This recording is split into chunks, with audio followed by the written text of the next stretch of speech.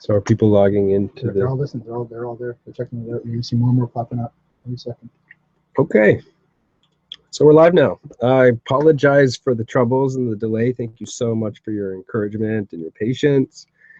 Just have to kind of improvise on the fly. So we're just going to double check our tech. So I think we're good on sound. If you let me know if you can't hear properly, the image isn't working, just leave a message. I want to welcome everybody here. I'm Andrew Camargo. I'm excited tonight to present this information to you.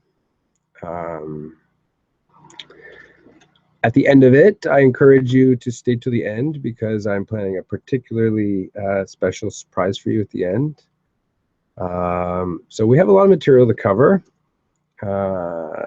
In fact, I want you to keep in mind that there's a replay that's going to be available. So if you're tempted to write things down, I would just encourage you to sort of sit back and take it all in and then digest it in the following days. Okay, so I will introduce myself now. Just a little bit, the pertinent details.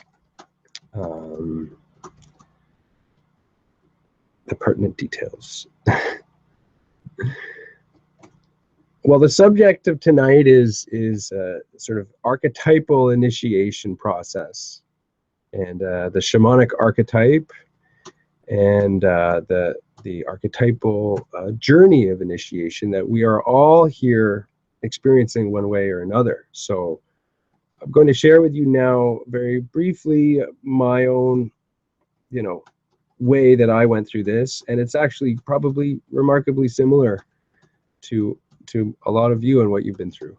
So when I was 19 years old, I was in university, and I had a kind of very typical university experience of having an existential crisis. It started with not knowing who I was. If I wasn't my father, then who was I? It was also accompanied by a breakdown of my religious belief and a vocational crisis, like what am I supposed to do with my life? What's the purpose of my existence? That was, psychologically speaking, a kind of ego breakdown. And when that happened, what was beneath the ego sort of started to well up all of a sudden and very powerfully. And it was an activation of, I'm going to use terminology, the same concepts from different disciplines. So in psychology, you'd say like the archetypal unconscious, but in shamanistic studies, you might say the underworld. So I'll use psychological words for the most part. The archetypal unconscious beneath my ego suddenly became activated, and I found myself swimming in visions and a tremendous amount of energy, inspiration. I felt like the universe was unveiling its secrets to me. It was very unstable, as you all know, destabilizing, as you all know. And at the time, this was 1999, I did not have a framework to understand what was going on. And my father was a psychologist, and I thought perhaps I was suffering some sort of mental problem. I couldn't sleep very well, and I was becoming increasingly kind of energized and manic, and trying to convey all of these insights to all of my my college roommates, and they thought I was losing my mind. So I handled that barely. I scraped through, but by the end of university, I was introduced to the work of Carl Jung, and this is a crucial figure that I'm going to be focusing on towards the end of the lesson. Carl Jung went through this himself, and this was the foundation of his whole psychology, and he gave it a name. He called it individuation crisis. He says the ego breaks down and gets sort of consumed, has to descend into this archetypal realm, this dream world, this realm of mythical archetypes, where all of our myths come from, where all of our symbolism comes from. Where we go when we dream, we have to actually descend into that and reforge ourselves and emerge out of that. So that framework was extremely helpful to me at a time when I had no idea what I was going through. I didn't know anything about shamanism at the time. I never even heard the word. So I just sort of got really gung-ho with Jung's theories and approaches. And so I rode with that for years. I said, okay, I'm going through an individuation crisis. I'm going to learn everything I can about that. And I graduated from university, and I was an aspiring screenwriter, filmmaker. So I was just spending a lot of time diving into these creative realms, using the guidance of mythology to guide me. I thought, okay, you have Jungian psychology, and then there's this hero's journey, Joseph Campbell's hero's journey, and that's what I was doing. I was descending into my creative unconscious to pull out a work of art that had power, healing power. And I thought I was sufficient carrying on this way for a while. You know, I was kind of eccentric and not well grounded, but I thought it was sufficient. And then I discovered the concept of shamanism. And I would just say on that a critical aspect of my encounter with it was that I did not encounter it in a lineage, in an actual shamanic lineage. I encountered the idea of it, and it was coupled with my encounter with what we call entheogens. So for me personally, that was the sacred mushroom. Now, I'll just say as a disclaimer, I'm not going to be talking about entheogens so much tonight, and that's not really the point of the talk tonight. But for me personally, this was like an integral part of my encounter with it. So I thought shamanism, I didn't think about it culturally, I thought about it archetypally. Shamanism was for me, when I encountered it, taking an entheogenic sacrament and going into another realm of consciousness and then coming back. And I got very excited when I discovered that. I thought it really clicked with me. And it helped me explain, like, oh, that's what's going on with me. Okay, this is a modern day shamanic initiation crisis. And so I embarked on a pretty dangerous experiment of, exploring entheogens under this guise of exploring shamanism, and without any guidance or without any elders. I thought, oh, well, Jung is my elder, and I have my all the guidance I need in myself. 2 years later, I was in big trouble. I got way in over my head, because the entheogenic path is very dangerous, and it requires proper guidance if you're going to do it at all. So the School of Modern Soul Science is not specifically or exclusively for people on an entheogenic path. It's for people on an initiatory path, and it accommodates people on an entheogenic path as well as people not. So I just want to be clear about that, okay? This is not just like a school for people who eat mushrooms or who are seeking ayahuasca or what have you. These are universal principles. But for me, this was my encounter with it, and I got in trouble. And this really informs a lot of my talk today on the dangers of it, because I dove headlong into the dangers. But then something really amazing happened. Right when I was in sort of the worst of it, something came to me from deep within me that can only be described as a lineage.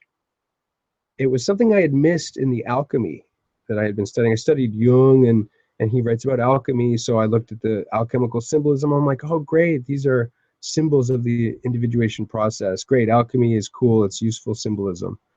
But I didn't have the understanding of what's really there.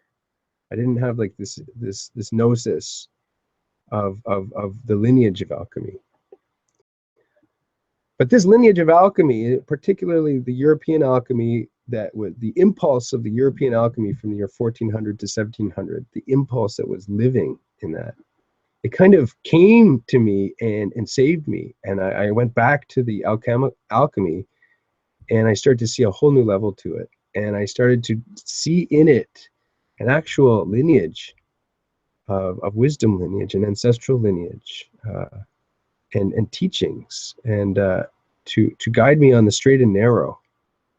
And so I really went with that. Saved my soul. And I went with that. And years later, now I'm trying to tie it all together, because I could only get so far with Jung and mythology. And as soon as I started using entheogens, I was in over my head, and I needed more. So I've been on this journey. Now I'm returning from this journey to present the fruits of this journey to you, because we need lineage. So I am going to begin a slideshow. So you won't see my face for a little while now.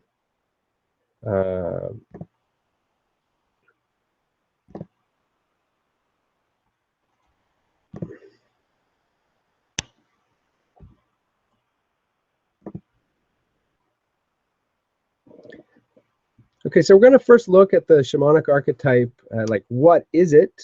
And we're going to think about it like psychologically, among other things. I just want to be clear on terminology, because it's very sticky to talk about shamanism, even just to use the word shamanism, because what is shamanism? Is it a cultural practice, or is it an archetypal concept? So the way I speak about it, the way I think about it as an archetype that is universally present in all cultures. It's a universal presence in every human soul, and it's just a question of how we incarnate it, the extent to which we incarnate it. So we speak of the shamanic archetype and incarnating aspects of the shamanic archetype, not necessarily becoming a shaman and using the word shaman as a noun. It's about incarnating the archetype. And I do use the adjective shamanic, to describe an individual who is in the process of incarnating these aspects. So what is the shamanic archetype? Here's a Western alchemical representation of someone I would say is incarnating the shamanic archetype. A shamanic individual is one whose soul has been initiated into the spirit world. This is the fundamental aspect of this archetype. As a result of this initiation, can actively and consciously work in these realms. You can call it the spirit world, or you can call it the supersensible realm. The point is, it's beyond the realm, the material world, the realm of the senses. The work is carried out in some sort of non-ordinary state of consciousness or a trance. And why the role of trance, I'll get into later. And the subject of all this work is what we call the soul. Now, it's difficult to define like exactly what the soul is, so we will get into that gradually. So it's not simply go into a trance, go into the spirit world, do work there. A crucial part of it is actually coming back with the fruits of that work and being able to bridge and share. So the shamanic archetype is involved in the bridging and mediating between these worlds, between the spiritual world and the material world, firmly anchoring these two worlds and opening up the flow between these realms. Here's a good image of that. It's another alchemical image. He's bridging the four elements, and he himself is kind of the fifth element. So one who is initiated in this way is able to serve as a medium and a messenger and a technician between these two realms. It's actually not so simple as two realms, but for simplicity's sake, we think of it as two realms. The relationship, in this way, the relationship between these realms is actively tended and managed. So such an individual has actually needed to make manifest and to solidify what we call this ineffable divine spark, this inner presence of God. And some people are unconscious of it. We all have it as humans. We all have it. But some people have actually awakened it. Not just awakened it, but actually developed it, grown it, solidified it. And the crucial part is crystallize it. And this is where the science of initiation comes in. It's easy to activate it in a way if you know the secrets, but it's actually hard to crystallize it in a healthy way. And this is the point of initiation. So here is some more alchemical imagery of bridging these realms. You have like a chain connecting to the mediator, and then to the heaven, to the divine, and then another chain connecting down to the earth. So this bridging idea is a consistent aspect of this archetype. Here's a large example of that.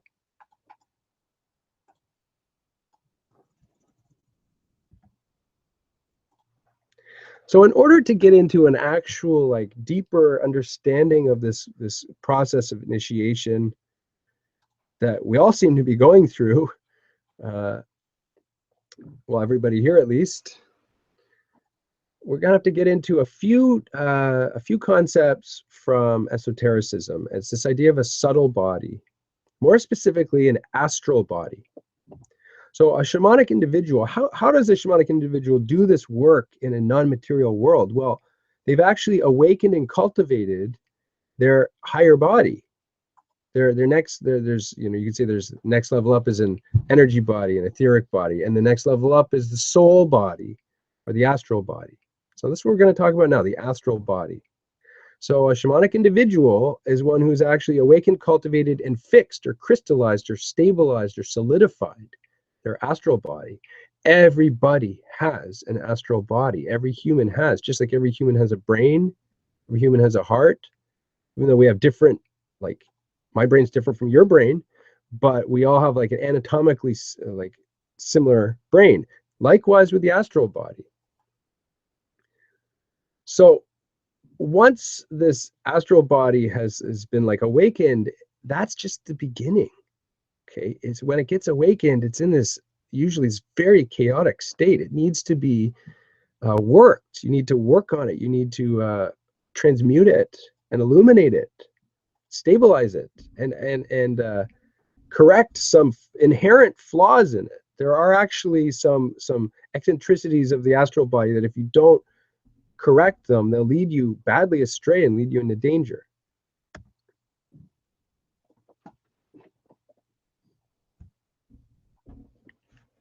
So what actually happens to the candidate during initiation? So I'm going to speak about that now in terms that you can really clearly comprehend. Okay, the higher spiritual bodies, which we all have in us in potential, are like unfolded, and then like they flower. We're like a Russian doll with all of these subtle bodies all packed up together. But through the initiation process and through particularly the ego dismemberment process, these bodies get unpacked. And when they get unpacked, they can grow, they can develop more. So these higher bodies need to be brought into consciousness, and they need to be tamed.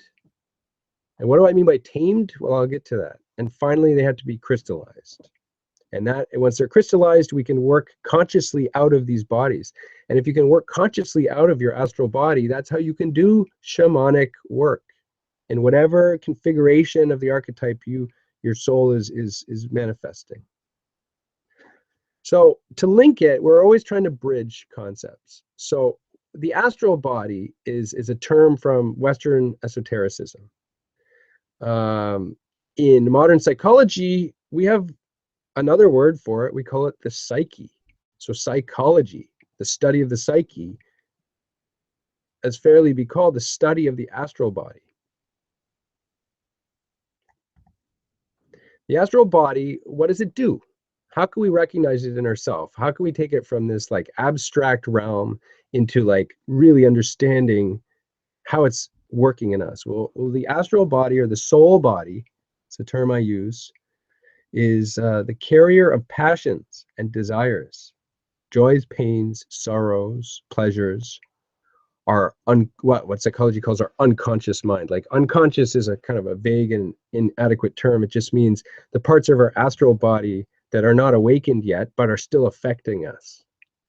That's our unconscious. The parts of our astral body that are not consciously awakened, but they're still compelling us, driving us, making us sick, making us happy, inspiring us, what have you.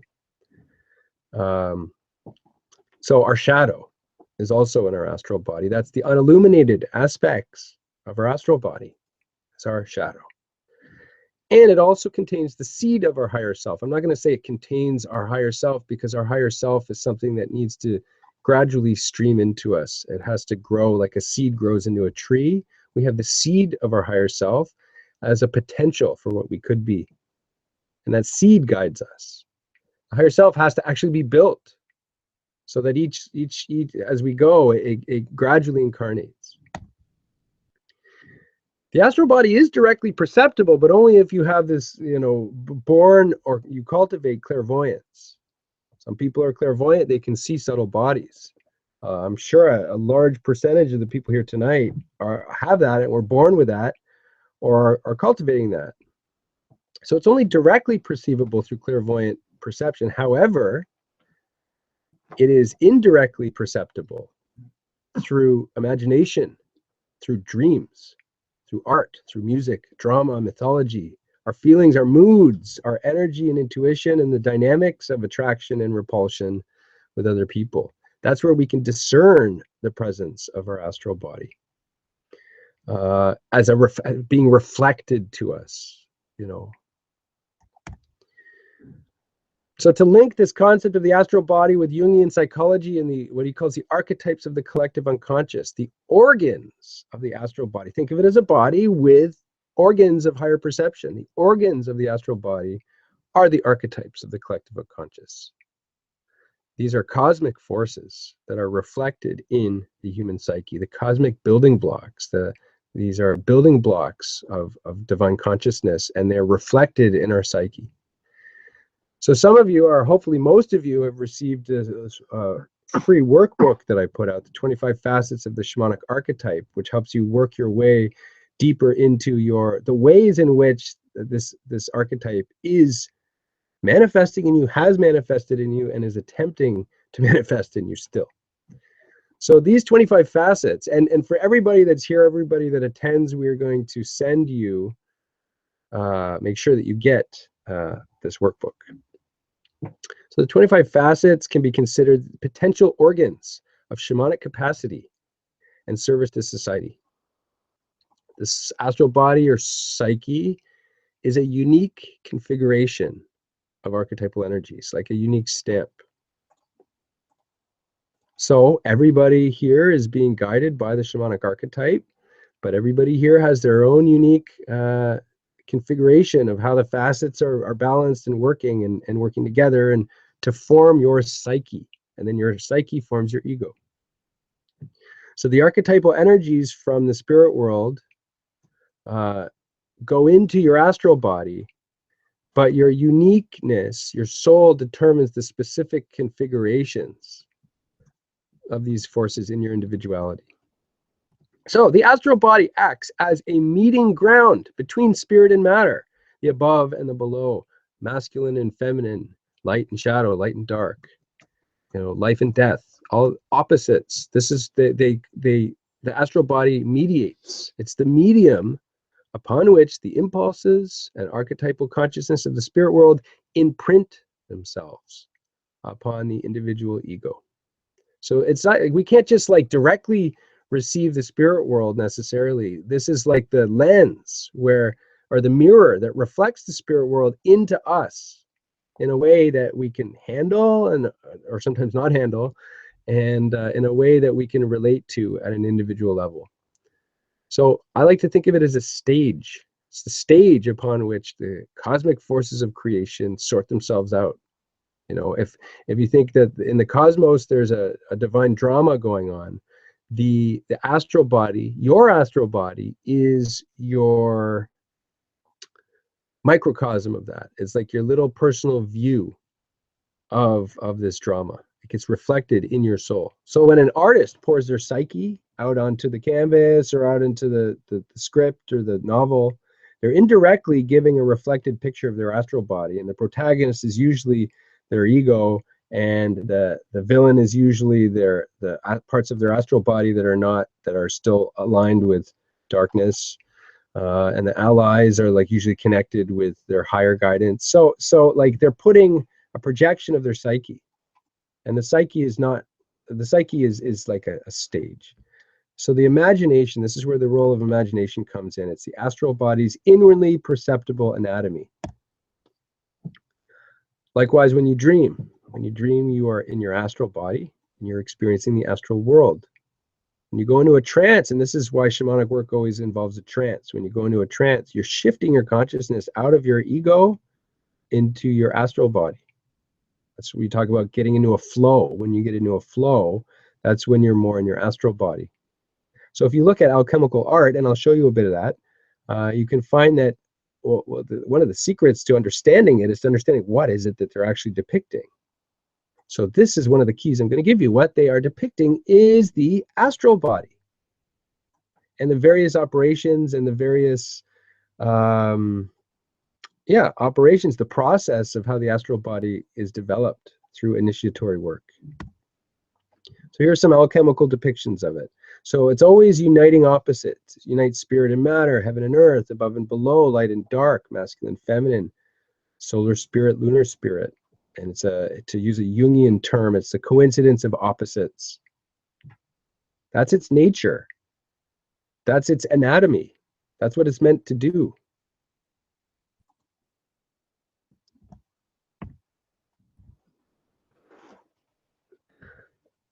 So it's necessary to prepare the astral body to be an appropriate vehicle for your higher self to incarnate. And this is where initiation comes in. It's the temple builder. Okay, your higher self has to prepare its temple in advance, and then it can arrive. So it prepares its temple, it builds its temple in advance through the astral body. The astral body is like the temple builder. Think of the higher self as the destination, the goal of your evolution, but it's radiating its wisdom and guidance out of the potential future to the present. So it's not manifest yet, but it's still radiating its potential manifestation to you through your soul body. So think of your soul body as the face of your higher self in the present moment, in the process of manifesting the higher self. It's always guiding you through this incarnational process. And if you know how it's guiding you, there's like an art and a science to it. If you know how it works, you can really tap in to this lineage of esoteric wisdom, and not esoteric, initiatory wisdom. So there's a necessary separation in order for it to develop, because prior to initiatory passage, your ego is all bound up with your astral body. It's almost suffocating it. That's why when people go into analysis and in psychotherapy, their unconscious is like this frightening, chaotic, shadowy mess filled with like the lofty and the lowly. It's a big mess. That is the state of the astral body at the beginning. So the uninitiated ego acts like a prison, and it sort of keeps it from flowering and developing. So when the ego goes through an initiatory dismemberment, the astral body is freed, and it can then receive the growth forces from the astral realm. It fertilizes the astral body. And then the fertilized astral body returns to the ego and imprints upon the ego. And this is how you gain consciousness of the astral body and the work that can be done in the astral realm. So there's an imprinting process. The fertilized astral body imprints on the next lower body, the etheric body, which in turn imprints on the physical body and the ego. So your condition of your astral body influences even as far as your physical appearance. And when you develop clairvoyance and you can see an astral body, you can actually see the state of people's astral body by looking at their physical appearance. And this has to do with diseases too. From this shamanistic paradigm that I agree with, sees diseases as originating in the astral body, and then they imprint down into the physical body, and you get sick. So this comes into your higher body, and then it trickles down into the physical. Here's a alchemical representation of the sun imprinting on the moon, which could be considered the astral body here, which in turn imprints on the center, which you could call the ego. And when it imprints, the astral forces, the light forces, the light that's in the astral realm, ideally imprints on you, and it illuminates your ego. But that's a more advanced concept we're not going to really get to right now. But this imprinting process is really important. So here's some alchemical representations of the astral body, especially the one on the right there. It's got a foot on the earth, a foot on the ocean, head in the astral, with the planets radiating their influence on the astral body in the center. And you have a fire and water in the hands as well. So there you see the bridging and mediating function. So now we're going to link the concept of the astral body to the shamanic archetype. Every human, like I said, has a unique brain, heart and lung. Like, you know, my neurons are in a different configuration than yours. My lungs are more or less damaged than yours and shaped differently, but they're basically like the same blueprint. And likewise, every human has a unique astral body, but it also has a consistent spiritual anatomy. So that's why we can talk about the 25 facets of the archetype, and a lot of people will relate to it. So I like to think that the shamanic archetype is another word for the consistent spiritual anatomy of the astral body.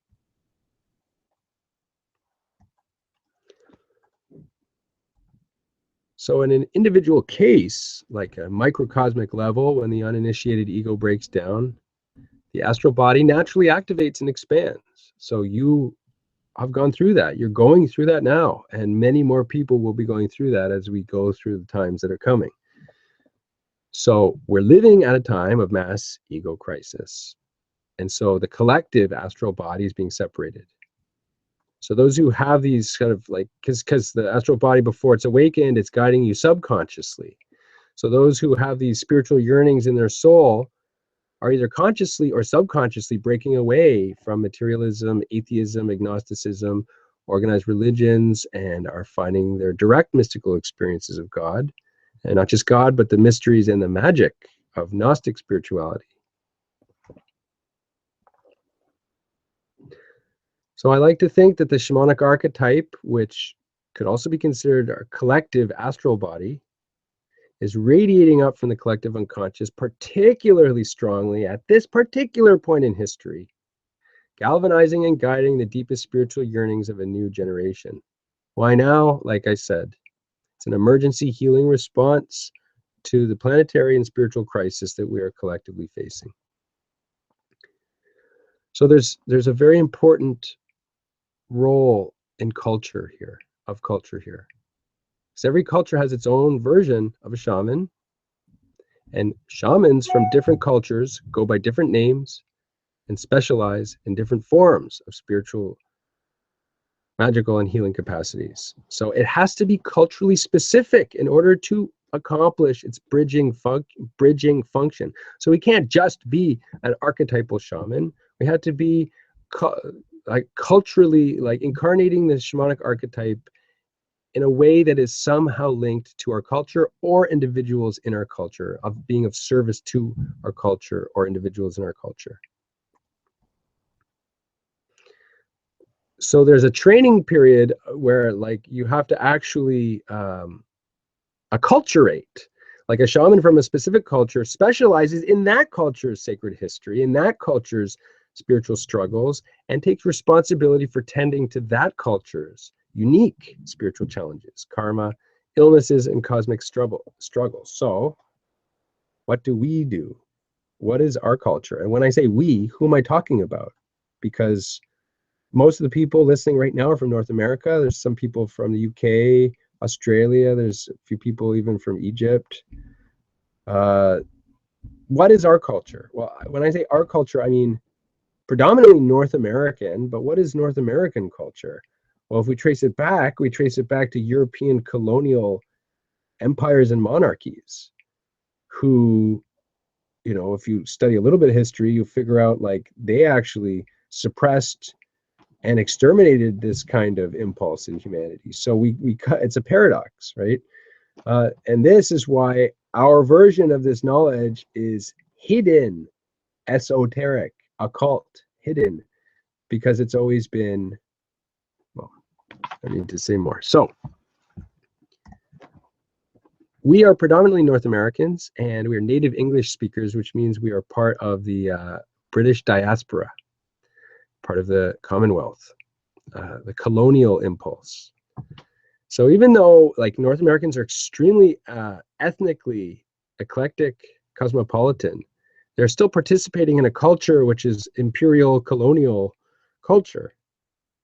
And so we're living descendants of these empires that actually tried to stamp out this impulse. So our ancestry, for the most part, is European. But what does that mean? What is our spiritual lineage if we're not part of one of the main religions? What is our spiritual lineage? What's our ancestral wisdom? That I'm going to tell you. I'm leading to that. So now we're going to go into the 25 facets of the archetype. And rather than just describing what each facet is, I'm going to relate how each of these facets like is related to the astral body and the awakening of the astral body, because I want you to come away from today with an understanding of like, you know, what is the relationship between this particular higher body and archetypal shamanism. So this is the cover to the workbook I've put out. I've been really humbled and encouraged by the response I'm getting from this. It is sort of fulfilling my highest hopes for it, really, of that people would connect with it, and it would speak to them and help them clarify a lot of what they've been through and a lot of what they're going through. So the 25 facets of the archetype. The first facet, twice born. This is the central aspect of the archetype. One incarnating this archetype has died to this material consciousness and has been reborn in supersensible worlds, been initiated into the worlds beyond this world. They have awakened their astral body, and they are now able to be conscious of their astral body in the astral realm. Psychopomp, guide of souls. The soul body is the astral body. So if you have a awakened soul body, you can see and work consciously in the realm of souls. You can see souls, you can guide souls. You can journey in the dimensions where souls journey. So if you awaken your astral body, then see these facets are like potential capacities that the astral body has. These are all the organs. So depending on your karma and the uniqueness of your individuality, like you'll manifest some more than others. But the guiding function of the archetype comes with this awakened astral body. Storyteller, myth maker, a sacred historian. When you make this initiatory journey, you're going into the realm where myths come from, where stories come from. And if you're able to come back from it, you come back with a story, with a myth. And moreover, this realm also connects us to this sort of memory. In some people call it the Akashic record. Jung probably called it like the collective unconscious, where is stored not just our myths, but also our memories. So another part of this is being a link to our sacred memory and our sacred history. Technician of dream time. Like I was saying, when you're dreaming, you're in your astral body and you're in the astral realms. So if you solidify, crystallize, and bring consciousness to this body, you can work in these realms. Explorer and cartographer of immaterial realms. It's the same thing as technician of dreaming. You can see it. You know, if this body is awakened in you, then you have new organs of perception that aren't reliant on your actual physical eyes. You have astral eyes. So you have astral eyes, then you can see these realms, and if you have consciousness, and you can kind of map them out and come back and be a sort of cartographer. And that's obviously related to being a guide. If you know the lay of the land, you can guide people. Visionary artist.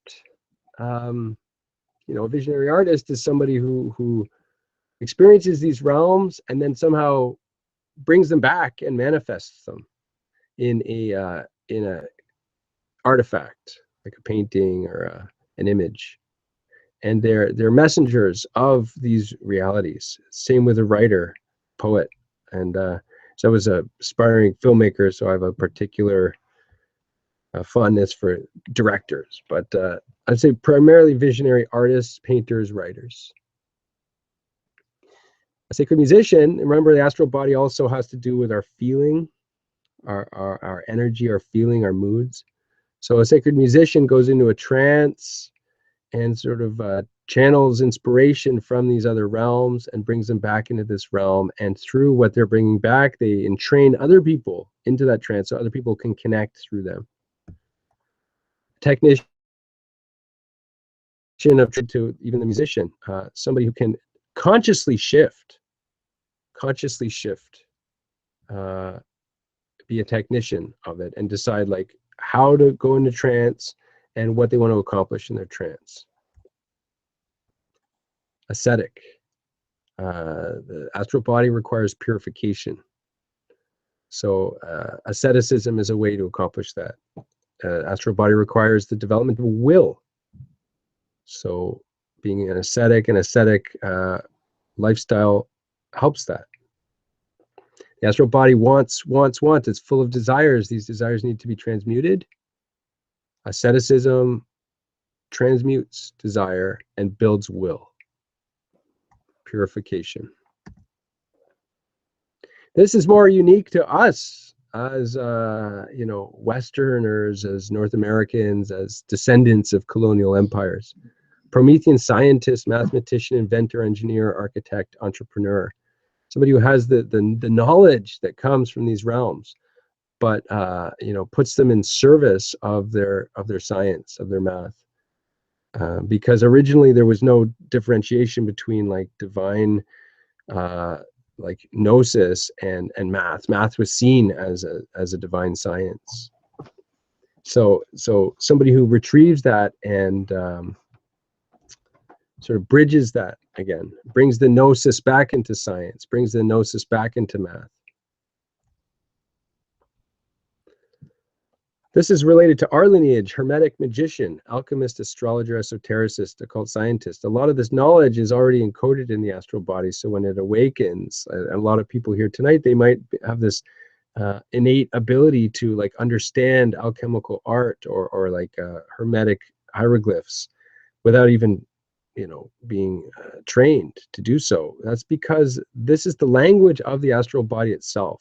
So when the astral body awakens, you naturally become more adept at the symbolic language that it expresses itself in.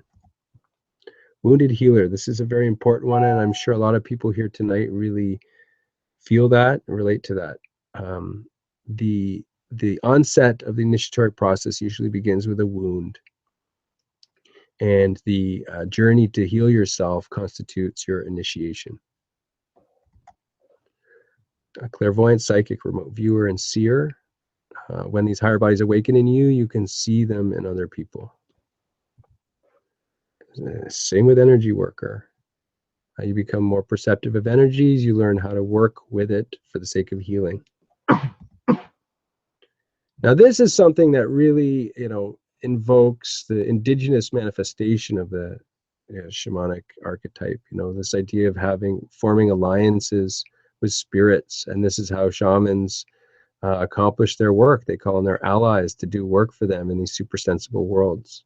So these are alliances that are happening at the level of the astral body. So your astral body forms a link with an astral being and forms a relationship. Mystically connected to nature. It's through our higher bodies that we are connected to nature, because it's what we have in common. It's what we have in common with the trees and the spirits, the nature spirits. It's how we relate to each other in these realms. Initiate into the darkness of the spirit world. A lot of people, if you consider that the astral body carries our karma, believe in past lives, when it awakens, there's a lot of pain there. There's a lot of darkness there, and unresolved things there. And if we had a rough childhood, or a period where we were like partying really hard or addicted or what have you, then that's stored in the astral body. And then when it starts to awaken, we have to confront it. And that confrontation is in and of itself an initiatory process. And the positive outcome of that, hopefully, is the spiritual warrior, because there's an inherent conflict in the astral realms and in ourselves. There's inner conflict between the light and the dark in us. And there's an actual objective conflict in these realms. There's not just beautiful, amazing, like benevolent, loving beings. There's also like wicked beings that are trying to do all sorts of things. So when we get sort of shoved into this world, we kind of have to sink or swim, and it tends to bring out this archetype of the warrior. Culture hero, light bearer. This is related to storyteller, myth maker. It's this idea of bringing something back from these realms, bring something back that that heals and illuminates and helps us build and evolve in our civilization. Trickster. This is so related to the astral body for a very fascinating reason. If you think about the anatomy of the astral body, you can say that there's an organ. It's a trickster organ. The astral body has an inherently trickster nature. That's part of the reason it needs to be tamed, because there's something about it naturally, anatomically, that is trickster. So when people awaken their astral body, you'll find that they start to really emanate this archetypal trickster energy. And that's, you see a lot of shamans, they have this trickster kind of signature. And this is related to sexuality, because the main spine of the astral body is the kundalini. That's like the spine organ of the astral body is the kundalini. So when you awaken your astral body, there's a tremendous amount of sexual energy. And if you get sort of control over this energy or become a technician of this energy, then there's this capacity to work with it. A facilitator, a master of ceremonies. Ceremonies are basically designed to achieve certain ends with energy and with sort of our connection to the astral. And so obviously when you awaken in this way, you can start to guide and facilitate. And going on that same idea, a technician of entheogenic ceremonies. Entheogens are like very radical awakeners of the astral body. Very radical, very powerful charger. They charge the astral body. And so one who is a technician of these ceremonies that are specifically for working and healing and working and illuminating your astral body. How to say, like, there's a relationship between the awakening of the astral body and the seeking of entheogenic teachers. And this gets into the dangers that I'm going to get to very shortly. So the astral body bridges above and below, and the same image of that is the world tree.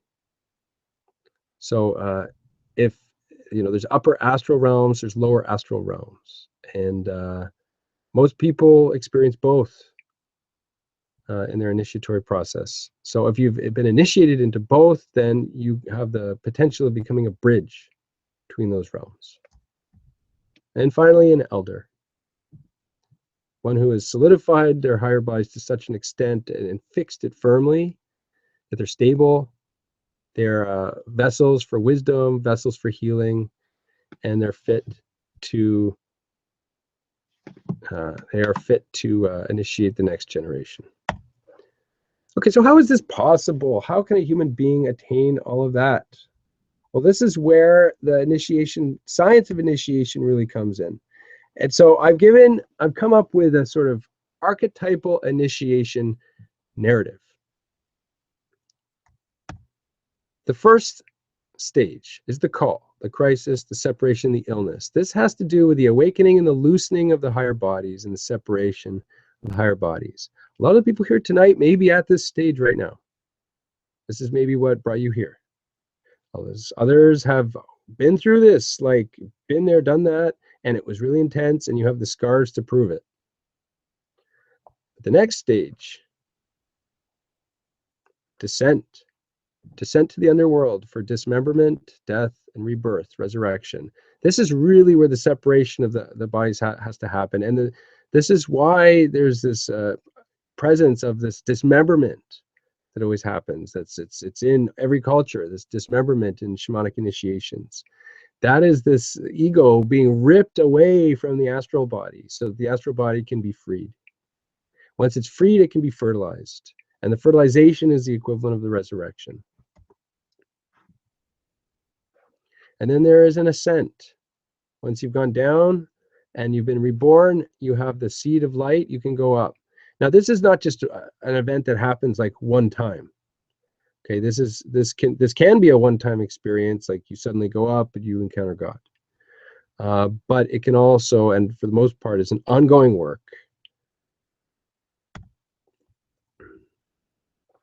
Then there's a period of obtaining power, forging alliances, and specializing. This has everything to do with attuning the astral body to the helping and healing forces of the spiritual world. So to bridge, first you have to like get your allies in the spiritual world. But then the next step is with culture, but receiving didactic, traditional, historical instruction and its preparation for vocation and mission. This has to do with attuning your astral body to your unique culture so that you can mediate. Once you've done that, you've got your alliances in the spirit world, you've got your bridge to the culture, then you can effectively carry out your rite of passage into genuine shamanic service. This is a sort of hero's journey sub-narrative. It usually involves a confrontation with darkness, overcoming temptation, facing evil, self-sacrifice. And this is what the alchemical art depicts. So it's an accomplishing of a deed, accomplishing the healing, redeeming, healing deed, the soul retrieval, whether it's an individual soul retrieval, whether you work with individuals, or whether it's a cultural soul retrieval that Carl Jung did, that Terence McKenna did, that these teachers do. And it's the return to the tribe with a boon to share. Once you've done that, I think, and only when you've done that, other people maybe might start calling you a shaman, but prior to that deed, it's a big mistake to even think in those terms. So after that is the passage into elderhood. Once you've done your deed, the deed of your youth, the heroic deed of your youth, whether that's 20 years of being a psychotherapist or writing a book, or depending, it's a deed. And after you accomplish that deed, there's a passage into elderhood, and now your responsibility becomes initiating the next generation to accomplish the deeds that they need to accomplish for their generation and their culture. And that's not it. There's one more. There's a passage into the spirit world, because if you've been through this journey, your higher bodies are solidified and imbued with consciousness, stable, and you can be in them and work out of them without a physical body. So when you do finally pass out of your physical body permanently this time around, you continue to work. Your job is not over. There's no rest, there's no vacation, there's lots more to do. And that's the final part, passage into the spirit world. So crisis, separation, illness, call, descent, going down, ascent, going up, receiving your mission, receiving the purpose of your existence. Once you have the purpose of your existence, you need to prepare for that, obtaining power, forging alliances, specializing. And then you receive the sort of traditional side of things so that you're plugged into the culture. Then you accomplish your task, you accomplish your mission, and this is your rite of passage into genuine service, passage into elderhood, passage into the spiritual world. So So now I'm going to get into the dangers, and I'm going to have to tear through these a little bit because, well, first of all, it's going to be like I'm sort of throwing darts at you. This might be like pressure points, so, or like sort of pain points, and you're going to be able to relate to these. So the problem is that when it first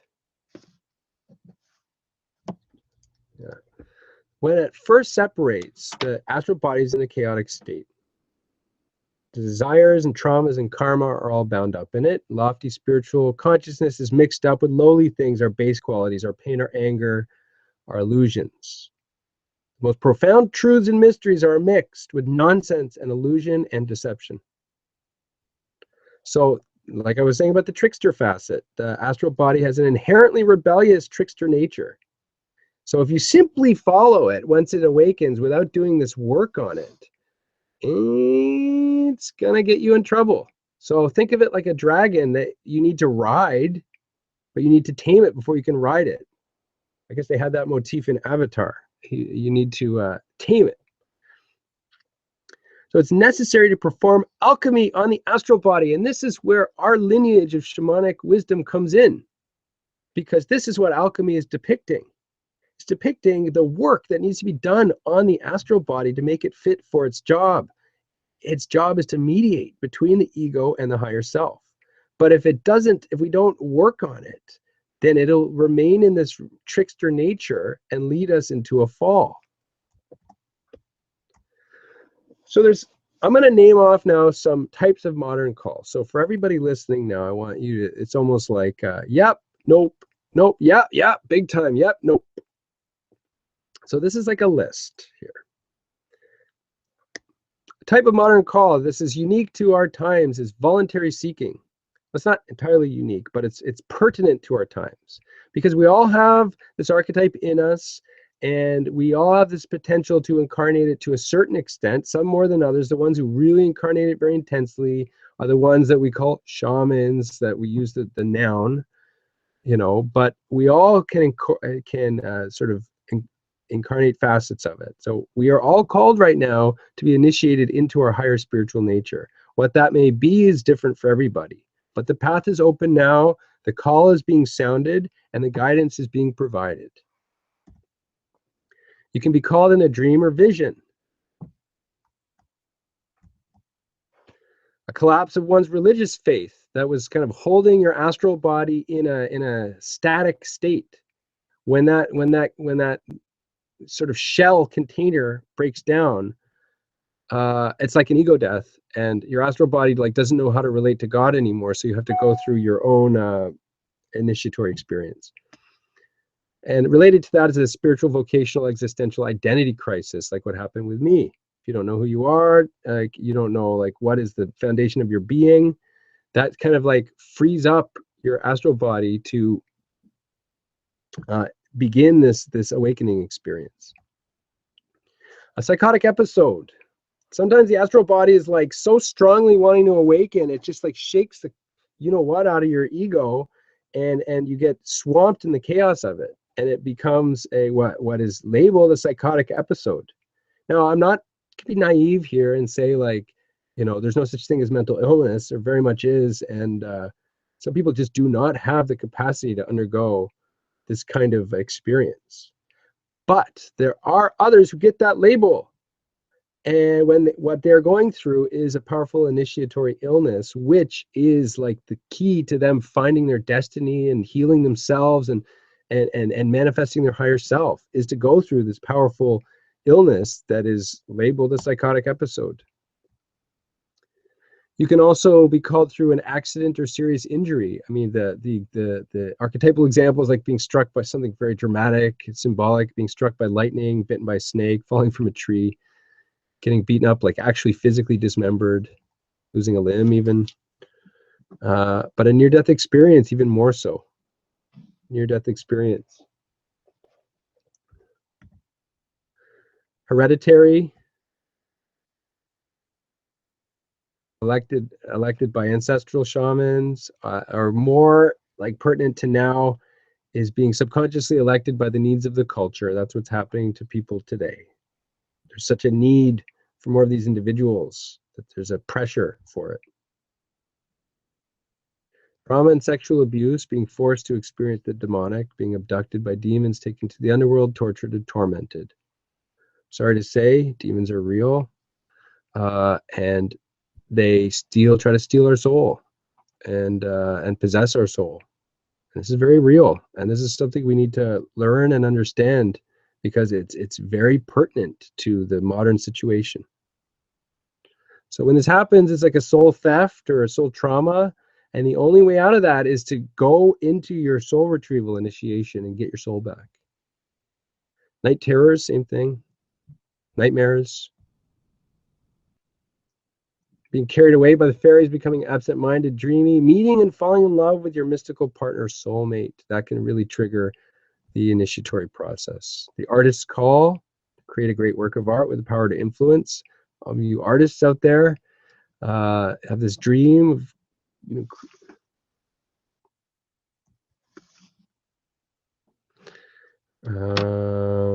okay, the last one, you can be called by an entheogenic teacher, but the last one that I like is it's pertinent now, is I've always known, but I shut it out. I won't do that anymore. Now I accept my calling. So there's some onsets and triggers, but we're actually kind of running behind schedule here, and I don't want to burden you too much. So I'm gonna just go through this here, skip through it, because it's really overlaps with calls. And you guys are here now, so you understand, like, you know, you're called and like to study this further.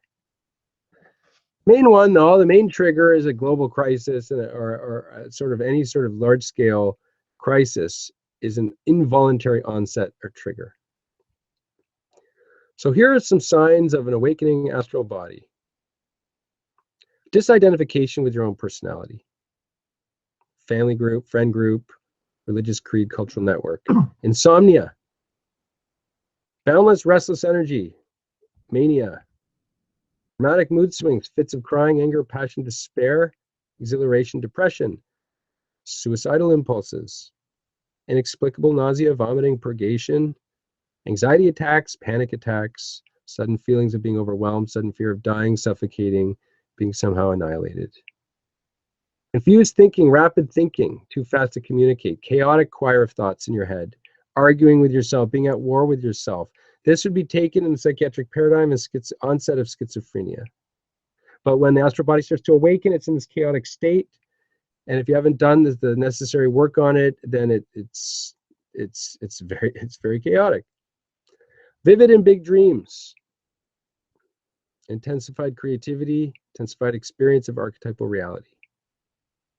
Experience of being mystically connected to works of art, intensified connection with film, music, theater, visual art. Kundalini awakening, intensified sexual energy, increased sexual magnetism, new powerful experiences of ecstasy. The Kundalini is, like I said, the spine of the astral body. So a Kundalini awakening is analogous to the awakening of the astral body. The urge to explore various techniques of ecstasy and trance, like dancing, drumming, chanting. Bold and even reckless use of various consciousness-altering substances, compelled to explore psychedelics, tending to be overly enthusiastic about them. Epiphanies, downloads, insight about others, clairvoyant phenomenon, terrifying experiences, dramatic increase in synchronicities, grandiose sense of higher purpose, identification with the heroic warrior archetype, seeing one's life in terms of epic narrative genre, getting a bit of a hint of a messiah complex, becoming self-absorbed, arrogant, vain, having a bloated sense of one's own spiritual wisdom and power, becoming more rebellious, proud, and overbearing.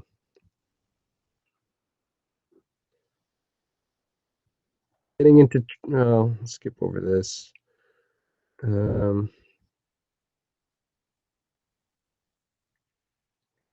I mean, this is really just like the headlines of the, I think it's module 5 of the 101 course, which goes into this in much more detail. I think I'm trying to cram too much here. Let's get to the dangers and then we'll get to the good news. So in our culture, and I think you've all probably experienced this, the awakening of the astral body is dangerous.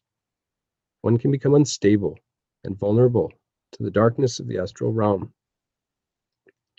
Become uncontrollably moody, swinging from mania to rage to depression to ecstasy and so on. Disregarding and disdainful of social norms, which will get you into trouble. You could get arrested, labeled mentally ill and institutionalized, medicated by drugs that actually cut off your connection to your own spirit and the spirit world. Or you can get addicted to drugs deliberately that cut off your connection to the spirit world, like alcohol. Or addicted to other drugs that give you a sort of unearned ecstasy, like because you're subconsciously seeking soul flight. So things like crack, like no matter what you're going through, no matter how much pain you're in, take a hit of crack and like you'll have temporary ecstasy, but it's not the kind of shamanic soul flight, soul retrieval work that you want to be doing. It's an important element. There's a decadent, naive indulgence in the sensual, because the astral body is a carrier of our desires, and when it first awakens, there's a kind of unrefined state. So if you just start following your desires under the excuse of like going with the flow, following the energy, following the guidance of the universe, that's the trickster there. So there's actual practical dangers to unbridled indulgence. There's like adultery, destruction of your relationships, STDs. But then we get into the shamanic dangers, like being overly influenced by the other person's, their own astral body. You can fall into dark magic, sexual decadence, and this leads to possession. The astral body becomes permeated by perversity. You become obsessed and possessed. This is what happens in cases of possession. These entities inhabit your astral body and start influencing your desires. They start influencing your moods. All the things that the astral body governs, when an entity starts to inhabit it, that's what they start to influence. So there's the danger of getting on the radar of all of this, because this is real, but we're protected from it by our innocence, by our naivete. But if we rush headlong into it with arrogance, then we sort of expose ourselves before we know what we're doing. That's what happened with me. And we can be victimized, scapegoated, tormented. We could just get into a bad situation. We can actually be tricked if we don't have discernment into making pacts in exchange for knowledge, sexual charisma, creativity, genius. These demons can disguise themselves as healing allies and even beings of light. So don't be ambitious about being a shaman, because if you have a desire to be a shaman, you'll be led directly into this trap. So you can unwittingly host things that want to remain hidden in your subconscious. So you're hosting things, but these things you're hosting are hiding like crazy and manipulating you. You can be also host suffering spirits that are being kind of controlled by the bad guys, and this can cause like depression, loss of energy, like major loss of energy, suicidal impulses, many other problems. On top of all this, with real dangers of like the real darkness of the spiritual world, you can also get paranoid and lose your sense of like what's actually happening and like what you're creating for yourself. So it's just a really bad situation to be in. There's also the more subtle dangers that are not so explicit, like, oh, you're going to be attacked by demons is like an obvious danger. This is a more subtle danger, as I call it, the New Age danger. You can be seduced by vague and overly simplistic or even distorted concepts of really profound and true and advanced mystical concepts. You can be indoctrinated into sorcery and charlatanism, and then to become a beacon of spreading these false teachings, thinking that you're a beacon of light and truth. This can lead to a sort of orgy. It's not about, doesn't lead to it. This is another aspect, another danger. You get people are experiencing awakening of their astral body, especially like young, like kind of people in their 20s and stuff. They start to get an orgiastic attitude towards the sacred. You notice when people start using bloated archetypal language, they capitalize everything in their messages. They say divine all the time. They even an infinite and universe, and they talk about these most sacred, profound things as though they were talking about, like, I don't know, the news or food or something like that. Like it's but actually that's not it at all, because they're really passionate about it. But there's just this kind of I don't know, it's just a bit sophomoric. The major danger is ultimately inflation. When you become overly identified with your higher self, this is where the science of the astral body comes in. Because if you confuse your astral body, your freshly awakened, untamed astral body with your higher self, because remember, it's the messenger of your higher self, but it's also the messenger of your shadow, it's the messenger of your karma, it's the messenger of the cosmic conflict that's going on in the universe, like of good and evil. You know, but if you think that your transmuted astral bodies, your higher self, you're going to confuse yourself with it. You're going to start over identifying, become inflated, and then you basically become like a trickster without even realizing it. You can become self-absorbed, selfish, and kind of stuck in the solipsistic trance of always playing the heroic protagonist in your own myth, and everybody else in your life is just like a supporting player. You lose actual compassion. You just become self-absorbed, narcissistic. And because you get a lot of power and then a lot of gifts when you awaken your astral body. So if you become narcissistic, you sort of start to fall in love with your own spiritual charisma and your own light. Call this masturbatory spirituality. And an arrogance and exuding a sense of superiority about the unawakened.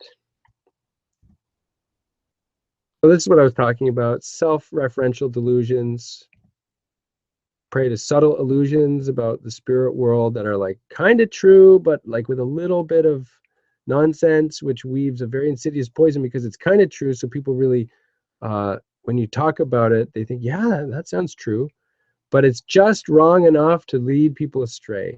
And then, of course, with this like 90% truth, 10% nonsense, people can still become successful teachers. I hope I'm not one of them, of these subtly corrupted spiritual doctrines, spreading the confusion, getting and actually making a lot of money, being very successful and influencing many people.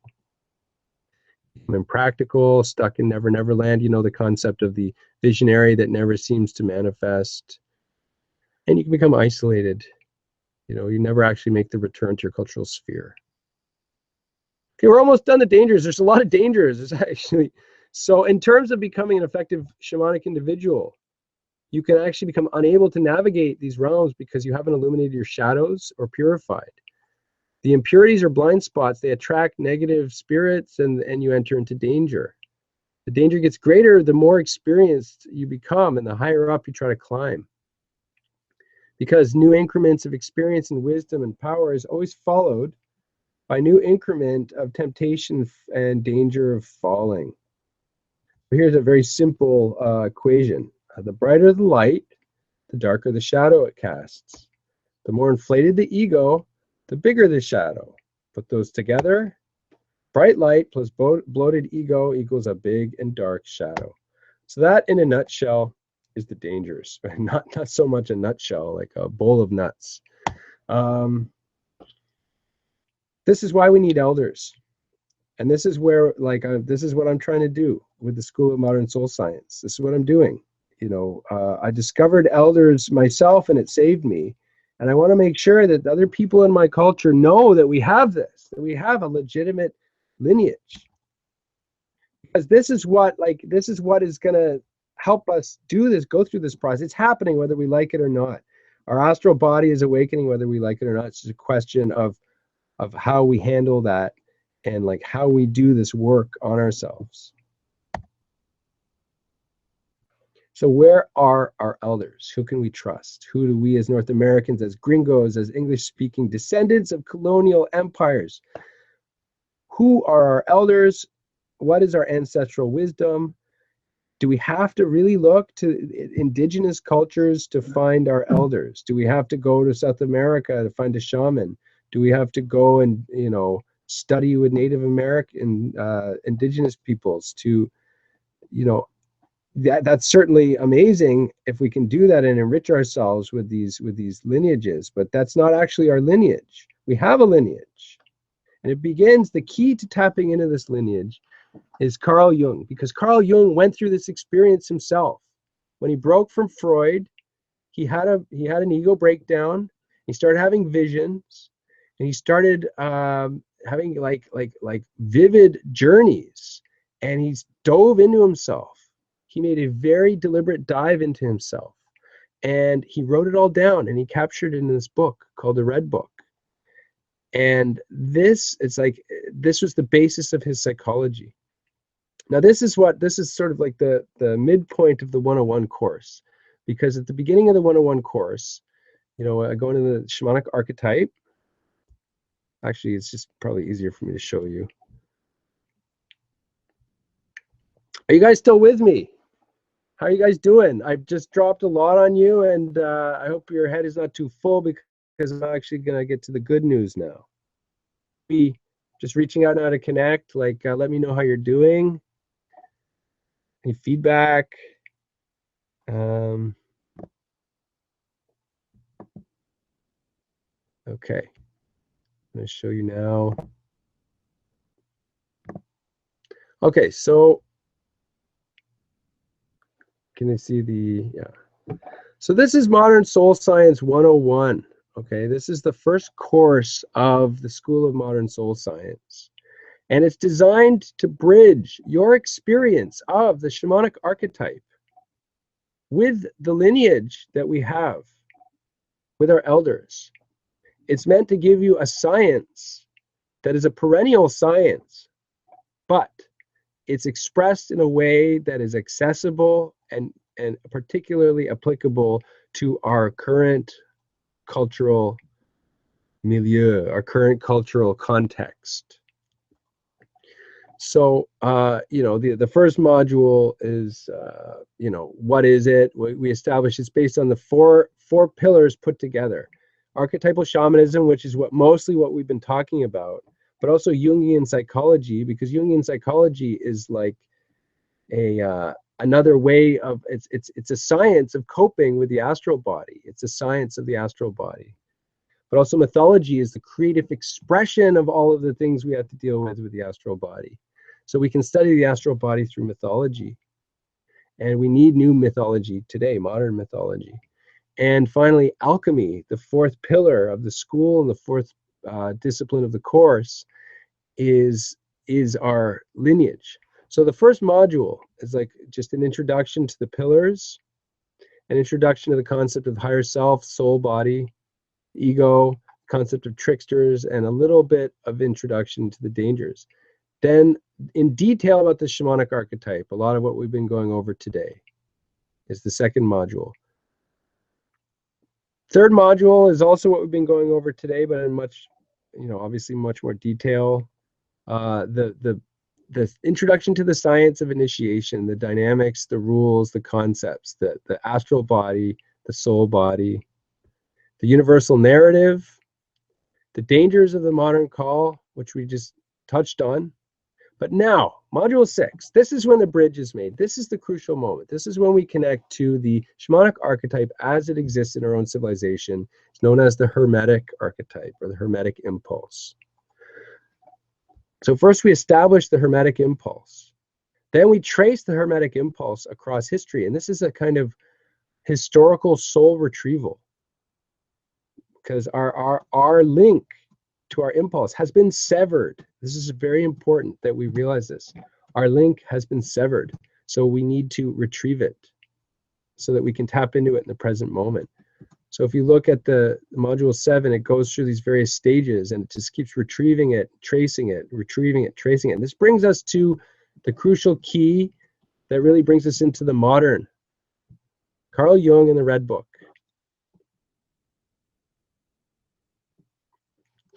So the course taps in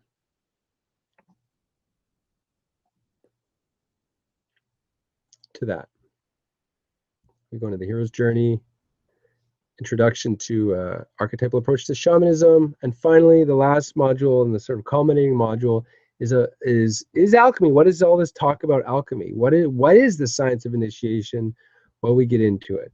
So by the end of this, you have these 4 ways of dealing with this process, and working together, these 4 ways are like completely accessible to you. So going forward now, there are 2 options. Option number 1, proceed on your own. Continue working on the Shamanic Archetype workbook on your own pace. I've created a free comprehensive workshop to help you do that. Option number 2, enroll as a student. Proceed with guidance and support. So there are 2 limited time opportunities to be founding students of the school. Enrollment is open from January 18th to January 27th. Enrollment is open for the founding students of School of Modern Soul Science.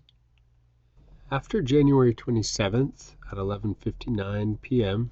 Eastern Standard Time, enrollment closes and will reopen in August. So the first opportunity is for the Modern Soul Science 101 Foundation course. This is the foundational course of the entire school. As you just saw, the content. The first module is an introduction to the entire course, a survey of the entire course. The second module, we've seen a lot of that tonight. It's all about the Shamanic Archetype. We go more in depth into the Shamanic Archetype, including all 25 facets. And we have the introduction to the science of initiation. More in depth about the astral body and the dynamics of the astral body and what happens to the higher bodies and the ego and the higher self during this process. This will give you a framework, conceptual framework. And then we go in depth into the archetypal shamanic initiation narrative that we touched on briefly tonight. And continuing this theme of going in depth on the things we touched on briefly tonight, we go into the modern dangers of the modern call more thoroughly. And module 6, as I mentioned, is when we make the crucial link to the Hermetic lineage, to our lineage of this wisdom. So we introduce the archetype, and then we trace the presence of this impulse through history as a soul retrieval, as a retrieval of the soul of our lineage. And then that brings us to the modern link in this lineage, Jung and the Red Book. And this is very crucial, as I say, because this really connects us to the modern manifestation of this impulse. And with this missing link, we now reapproach Jungian psychology from an inherently more radical, mystical, and shamanistic way. A way that can address the needs of the time, of the age we're in, and help us face the crisis that is upon us. And with this sensibility of shamanic initiation, we begin our exploration of modern mythology with the hero's journey, and also understanding the myth-making process.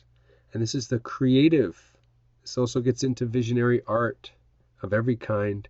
And this is the creative wing of the school. In module 11 is this is when we really get into archetypal shamanism in terms of practice and sort of establish a foundation for an archetypal approach. And finally culminating with the alchemy of contemporary shamanic initiation, which I believe really ties everything together. So by this time next year, the course tuition will be $450. And if you happen to go on the site before the 18th, you'll see that it's listed, actually it's still listed as $450. But starting now and until January 27th at 11:59 p.m. Eastern Standard Time, tuition for Modern Soul Science 101 is only $250. So to receive that tuition, you have to enter a coupon code at the checkout. And that coupon code is StarSeed101. So if you click on the button now below the screen, that will take you right to the checkout, and you have to enter that code before you enroll, and then that will credit you $200. So the $450 enrollment for Modern Soul Science 101 for this week only is $250. This includes lifetime access to the 101 course, which includes substantial content upgrades. I really hope to be upgrading this all the time. And you will be entitled to all of these upgrades for the rest of the school's existence. 12 modules of content. Each module has roughly 15 lessons, and each lesson is approximately 5 to 15 minutes. Some are more like 3, some are more like 20, but on average about 10 minutes per lesson. Now that's roughly 30 hours of video lectures. And these have been distilled from a lot of work and time. So you're getting a real distillation. And it also includes more workbooks, quizzes, inspiring and creative homework assignments. You will receive a new module every month for the next 12 months, starting February 1st. Module 1, what is Modern Soul Science? The introduction, the survey. Then a new module is released the first of every month. This, I believe, is the perfect pace for safe and manageable consumption to avoid indigestion and to ensure that you can apply this work to yourself and put it into practice, both in your life and also within the community. There will be weekly live Q&A support. So every week, once a week, if you have any questions, they will be addressed. And there is a community support. This cohort will actually receive the most teacher support of any cohort. And you will gain a community of kindred spirits going through similar experience, studying the same material at the same time. And that's a very magical experience, I believe.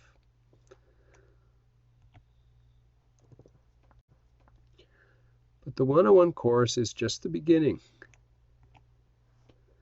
I would like to invite you now to enroll as a founding student and become a seed in this school.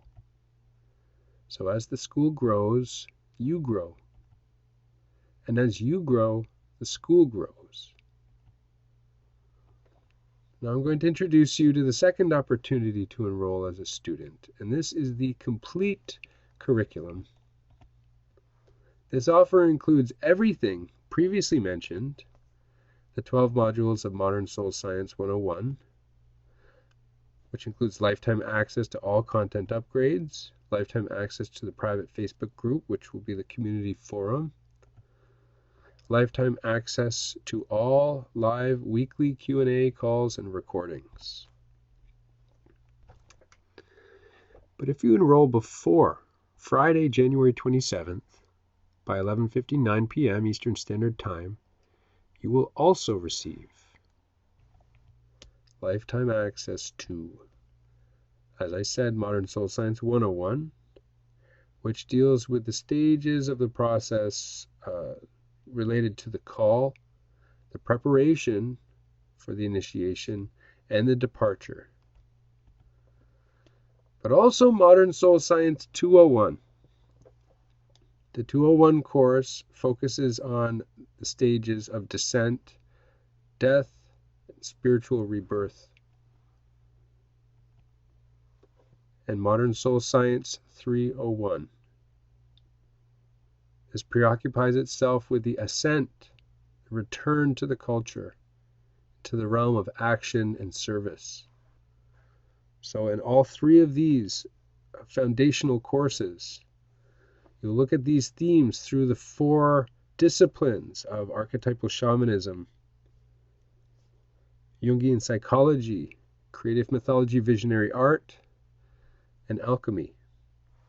And those four will weave through these three levels of the school.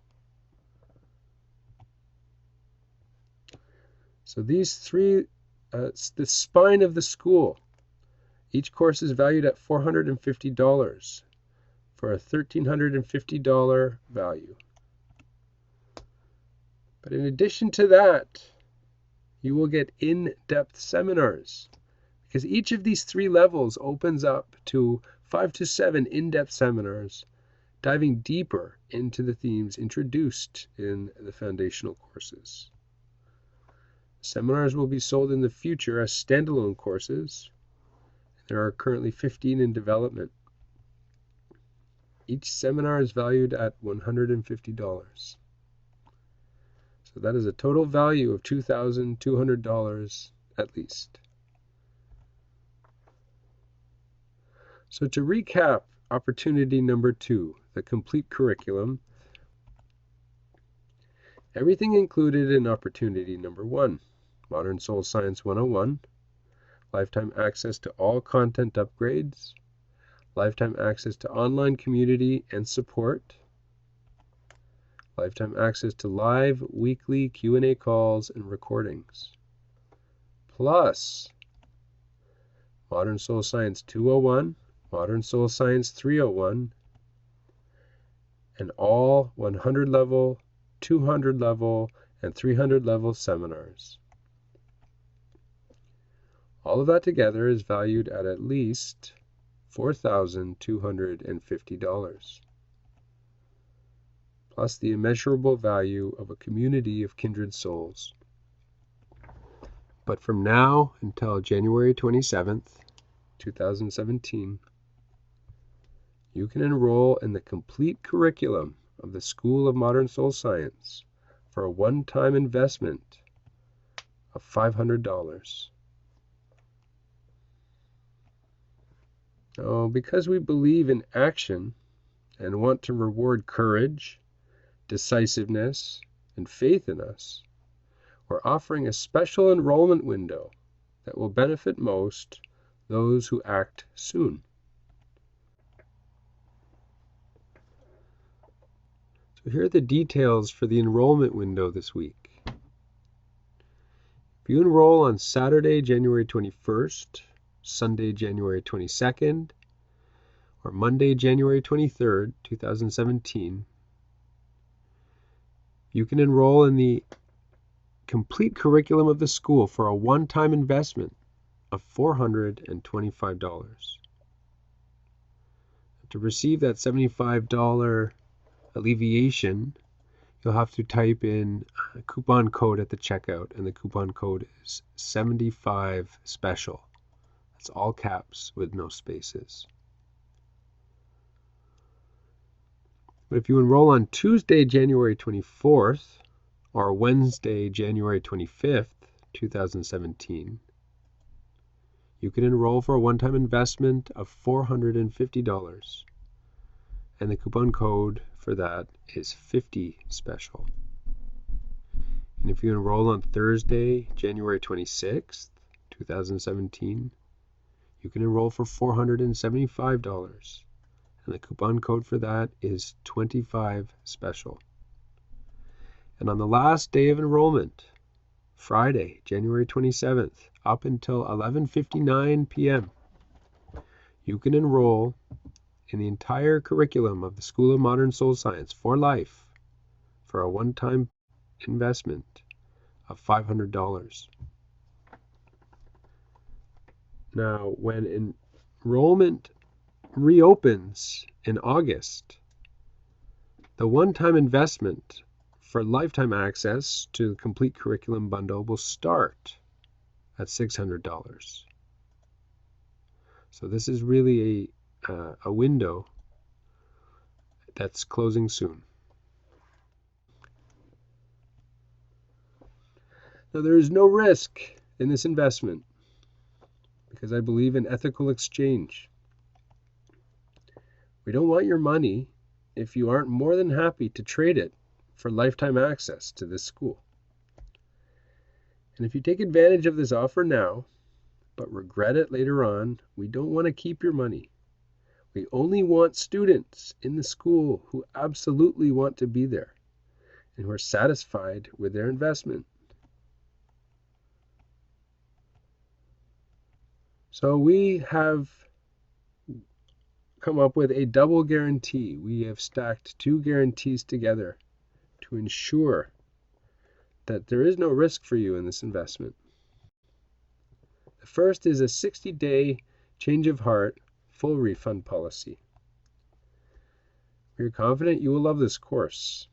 If you don't and have a change of heart for any reason, simply email us by April 1st, 2017 requesting a refund, and we will reimburse your tuition in full.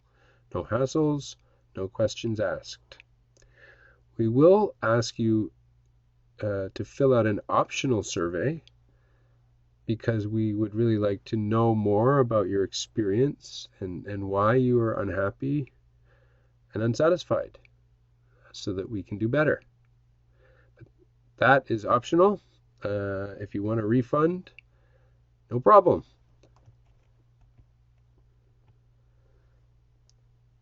And coupled with that is a 6-month satisfied student guarantee. If you genuinely engage with the course and by the 6-month mark you are unsatisfied, we will reimburse your full tuition. This is contingent on you completing all the lessons and engaging sincerely in the curriculum, quizzes, homework, and community. So if you find that the $425 to $500 investment may not be in your budget right now, we offer 2 payment plans. First is 3 monthly payments of $150.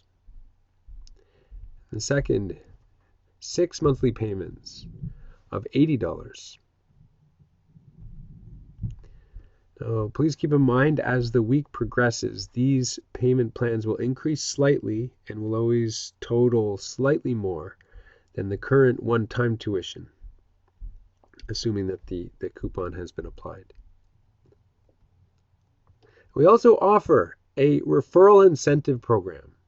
So if you know someone close to you who you think would also quite enjoy this study, it's been our experience that those who are sincerely interested in this field of study also knows other people who are also equally enthusiastic in the same topics. So invite them to join you during this enrollment window, this limited time enrollment window, and you can earn benefits for each referral.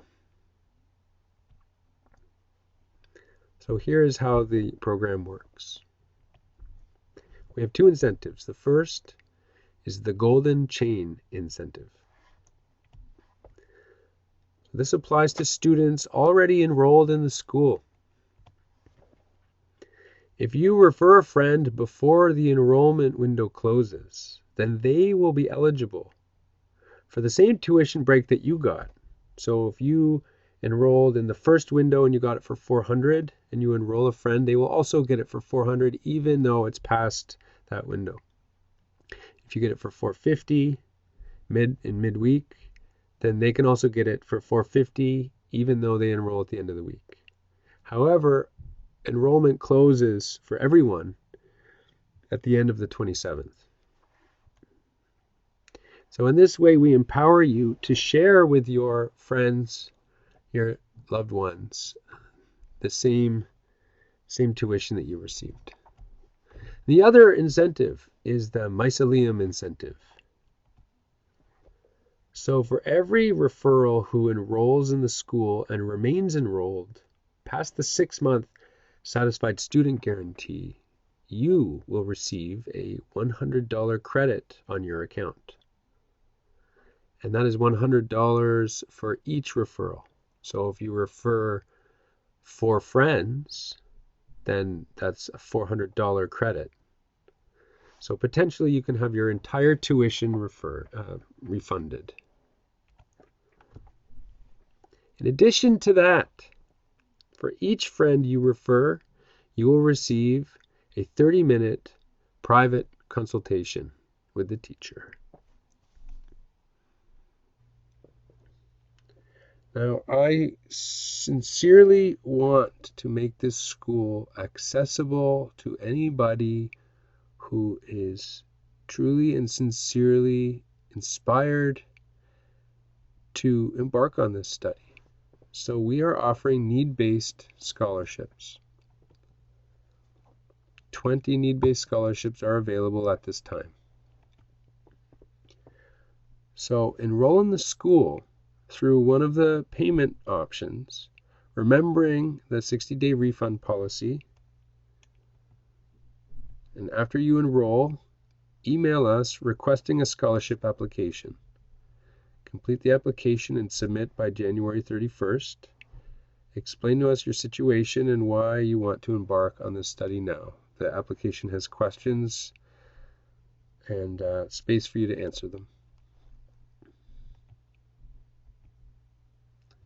Over the next 2 weeks, we will review your application. If you are selected, you will receive a reimbursement of your tuition. Except in exceptional circumstances, we're not in a position to offer full scholarships, but this is why we would like you to please share with us your circumstances so that we can do the best we can to meet your needs. If you are not selected and you really can't afford it, you can easily get a refund. Now, I'm Canadian, and I've certainly resented the bad exchange rate. So to alleviate the burden of the exchange rate, we are offering 15% off the one-time payment. And this is not available for monthly payment plans. This is for the one-time payment. After you enroll, please contact us to let us know that you are Canadian, and we will credit your one-time tuition by 15%. So to recap, the first opportunity, Modern Soul Science 101. Lifetime access to upgrades, private Facebook group, live weekly Q&A and recordings, $250. That's after you apply the $200 coupon at the checkout, and the code for that is StarSeed101.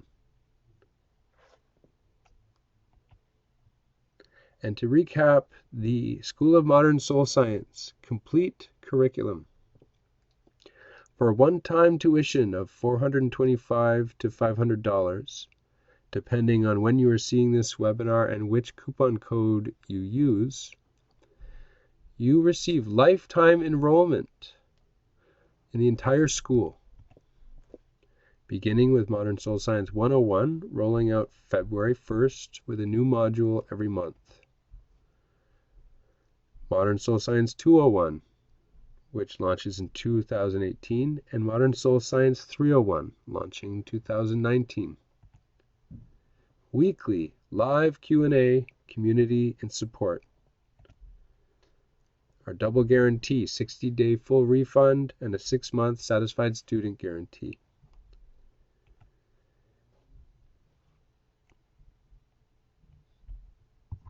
Payment plans and need-based scholarships. Okay, thank you, my friends. Thank you for your time. Thank you for coming. So we're moving now into the Q&A.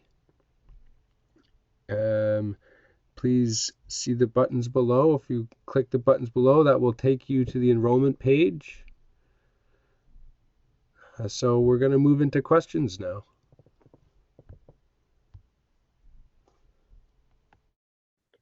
Stop sharing.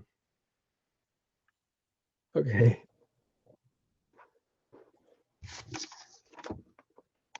So 80 people made it to the end.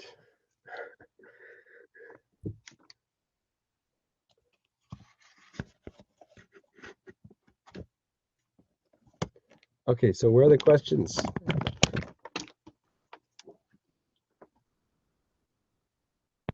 All right, so one of the questions recently asked was can you please explain the difference between the 400 and the 200 investments? So the 101 level courses and the full course curriculum. Well, for the $250 investment is for just the 101 course. And that's what you get, the 101 course.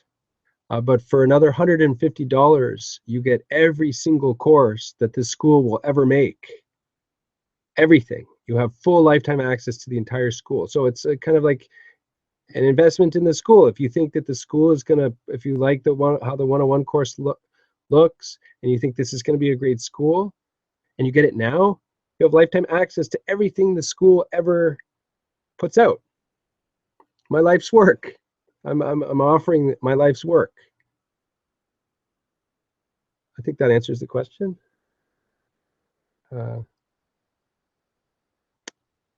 Yeah, but it includes the $400 includes the 101.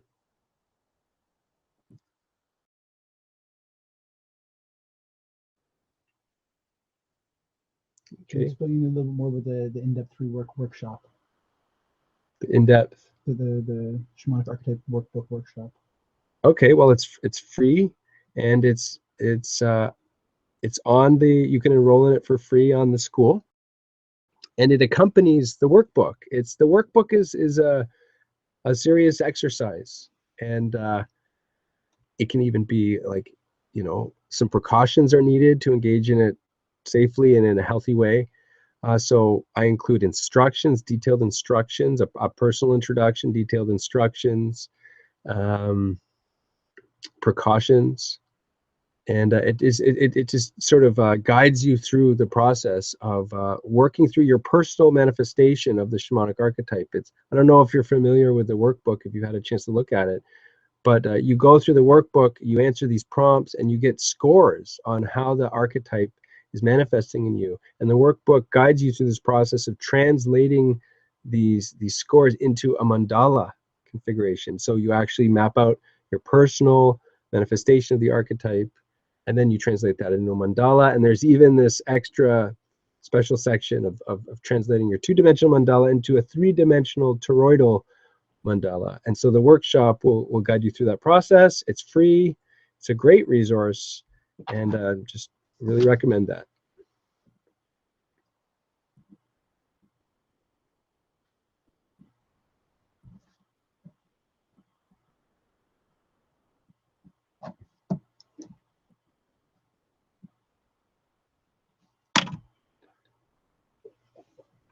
Okay, yes. Another compensation for a technological glitch. You will need the coupon code. Because you're here listening live, you're entitled to the best deal I'm ever going to offer for this school. The very best deal. So $400 instead of, normally after midnight it'll be $500. So you have to enter a coupon code. So when you get to the checkout, right beside $500, there's a place to redeem a coupon. Okay, that coupon is Starseed. One word, Starseed. If you go to the checkout, make sure to enter Starseed so that you'll save another $100. And if you have any friends that you think would really appreciate this deal, would really appreciate this offer, and they want to get on it, they have till midnight tonight. There's not much time left, but you can share this with them. Next. So, and Susan Hook asked, how do I transfer my purchase to the person I intended this for? It's a gift. Give them your password. Sign up for the school, and just just, I mean, you probably already chosen a username, which is probably your email, but just write on a card, like, here is the access key to this school. I really would like you to have this. And yeah, give them your access. Another Shannon Lee asked, how do we get the Canadian discount again? Email me. Purchase the course. Purchase the course. Get the course now. Email me, because we can see who is from Canada. It's logged into the system, so we can see who's from Canada. So purchase the course, and if on my word, we'll credit your account. We'll give you the credit. It'll take a couple days to process that, but we're good for it. Next question. Another question was, for the 101 level course, what is the code? The code is, oh, thank you. Starseed, capital, all capital. Starseed, one word. Starseed 101. Okay, here's the code. Starseed 101. One word. So it's Starseed for the whole school, and it's Starseed 101 for just the 101 course. Okay, so another question was asked, does scholarship chance require enrollment with total payment, or can it be with installments? Installments. Yeah, fine. either is fine. Yeah, you get a payment plan. I recommend doing that, if you want, if you're tight.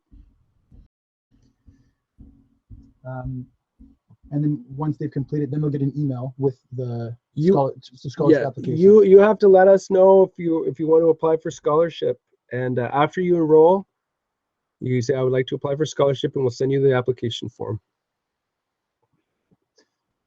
Another question was, has the workbook been emailed already? It has. It may be in your promotions folder or your junk folder. It is part of the campaign, but if you just found out about this webinar recently, there probably wasn't enough time for you to get it.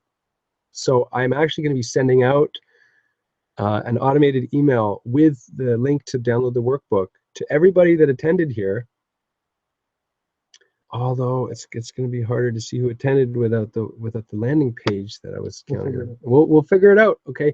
Look, worst case scenario, just go and enroll in the workshop, the free workshop in the school, and you will automatically get the workbook. The workbook is in lesson 4 of the workshop. So just enroll in the workshop, lesson 4. Next question. What are the payment options? Payment options for the total one. The total one is 3 times 150. 3 months, $150, 3 monthly payments of $150, or 6 monthly payments of $80. Another one is PayPal. Is PayPal available? PayPal is available. At the checkout, there should be an option for credit card or PayPal. Yeah, at checkout, you can do credit card or PayPal. If the 12 modules are rolled out in the 101 month by month, does that make this founder's deal a 3-year program? Yes. At least. At least, yeah. A lifetime program. It's yeah, I mean, I'm just going to keep rolling it out as long as I got breath in my body, I'm going to keep rolling it out. And yeah. Mm-hmm. Yeah. Shakir Ali asked, will you be expanding opportunities for other teachers to join you? Yes, I will be. Very much. I look forward to that. So I'm just going to launch my foundation now and trust that I'll be approached by the people, and very open to that. Yeah, I mean, as long as we're working in a similar lineage, so to speak, of like the body of teachings is all compatible, right? And so yeah, I invite that. Another question is, what time zone is the 11:59 cutoff for tonight? Eastern Standard Time.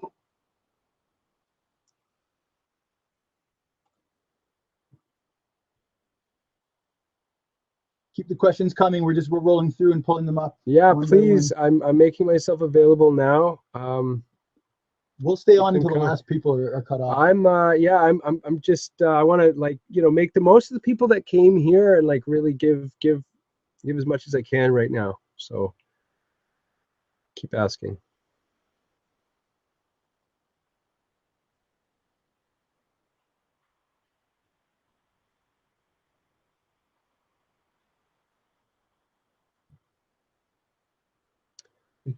Does the coupon work for the payment plan? No, the coupon does not work for the payment plan. Yeah. As of right now, the payment plan is the set price. Later on in the week, we'll be offering a different payment plan that'll be slightly higher. Those who made the webinar and stayed on will be getting the best possible price that will be made available. If you don't want to make up this one, before enrollment closes next week, they'll be slightly higher for the payment plan, but not much more. But it actually doesn't, the way that the payment plan that's there now, the payment plan that you're seeing at the buying options is the $400 broken down. Okay, but after midnight tonight, we're going to restructure the payment plans. So the payment plans already have the deal factored into it. Okay, so we're not going to double the deal. Yeah, actually no, yeah, but there's the payment plans you pay a little more because slightly more, not a lot more. But when it goes up to 500 after midnight, the payment plans will increase as well.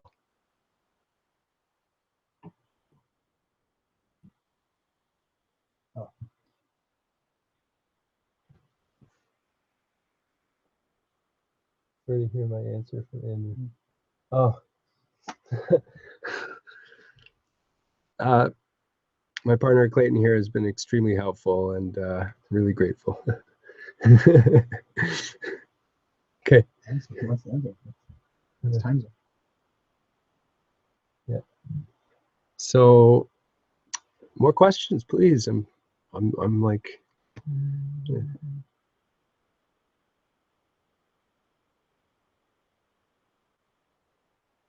Can it be midnight Pacific time? Look, just email, just email me personally and just say like, hey man, like attended the webinar, but I'm in Pacific time. Like, I need a little more time. Like, can I do that? No, we're accommodating. We'll be up late. Yeah. So figuring out why lead pages didn't work.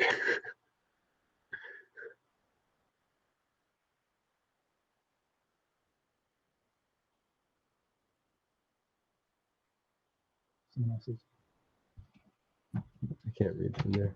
Yeah, just bring it up close here. Oh, mute. Okay, just one sec, please. Okay. What is the primary reason you began this process on a personal level? I began this, well, I didn't choose to begin it. I just, I wanted to know who I was. And I thought that was a simple question, but it's not a simple question. And when I realized I didn't know the answer to that question, I had a breakdown. It's like, oh my God, I had no idea who I was. And that breakdown initiated this kind of involuntary initiatory process. And all I could do was try to it's like I was being rushed down a whitewater rapids and I just had to do my best not to drown. So that's why I really needed to reach out to the guidance that was available to me at the time. So it's kind of happened involuntarily as maybe like part of my higher self, like decided it was time for me to wake up, Okay. It's my purpose. Yeah. Share my work so generously. I want to reach people. I want to help people. I feel like it's my purpose to share, to bring back something that's of use and that can be used and that's accessible to people. My main motivation is not material. It's a spiritual motivation. And to fulfill my purpose on earth, and that has to do with bridging things for people and being a messenger of sorts. Hey Claire, thanks for coming. Okay, I'll email you personally about your question.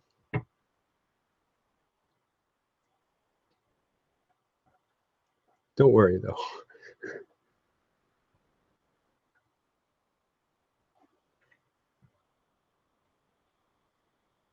And to watch the recording will go past. Different deal tomorrow. Well, I mean, I really want to sort of make the people that are here live right now, that's very special. And you're listening right now as I'm speaking. So I really wanted to make a special deal for that, and there has to be a cutoff for that. But I mean, even like there's yeah, tomorrow is a new deal. Much more. It's like, okay, it's not going to be much more. It's true. It's actually gonna. I think we're gonna increase it over the week. Yeah, right. $25-50. Yeah. And honor people who came. Exactly. I wanted to give the people that are here right now the very best deal that I'm ever going to give.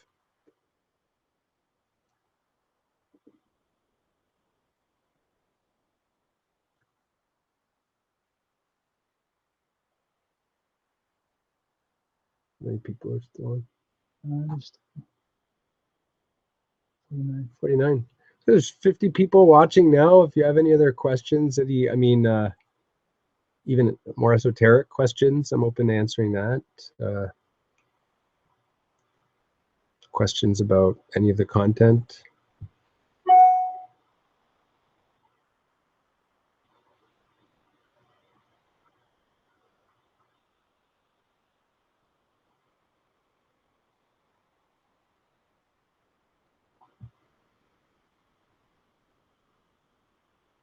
Yeah, exactly. Jeffrey Lai, could we coordinate our spiritual introspective work through the school platform in order to offer our magic even more of a global echo and momentum? That's kind of the architecture of the school. Is as you progress through the curriculum, especially that, I mean, that's the theme of the 301 course and the 300 level, is to create an infrastructure to put these initiatory fruits into the culture.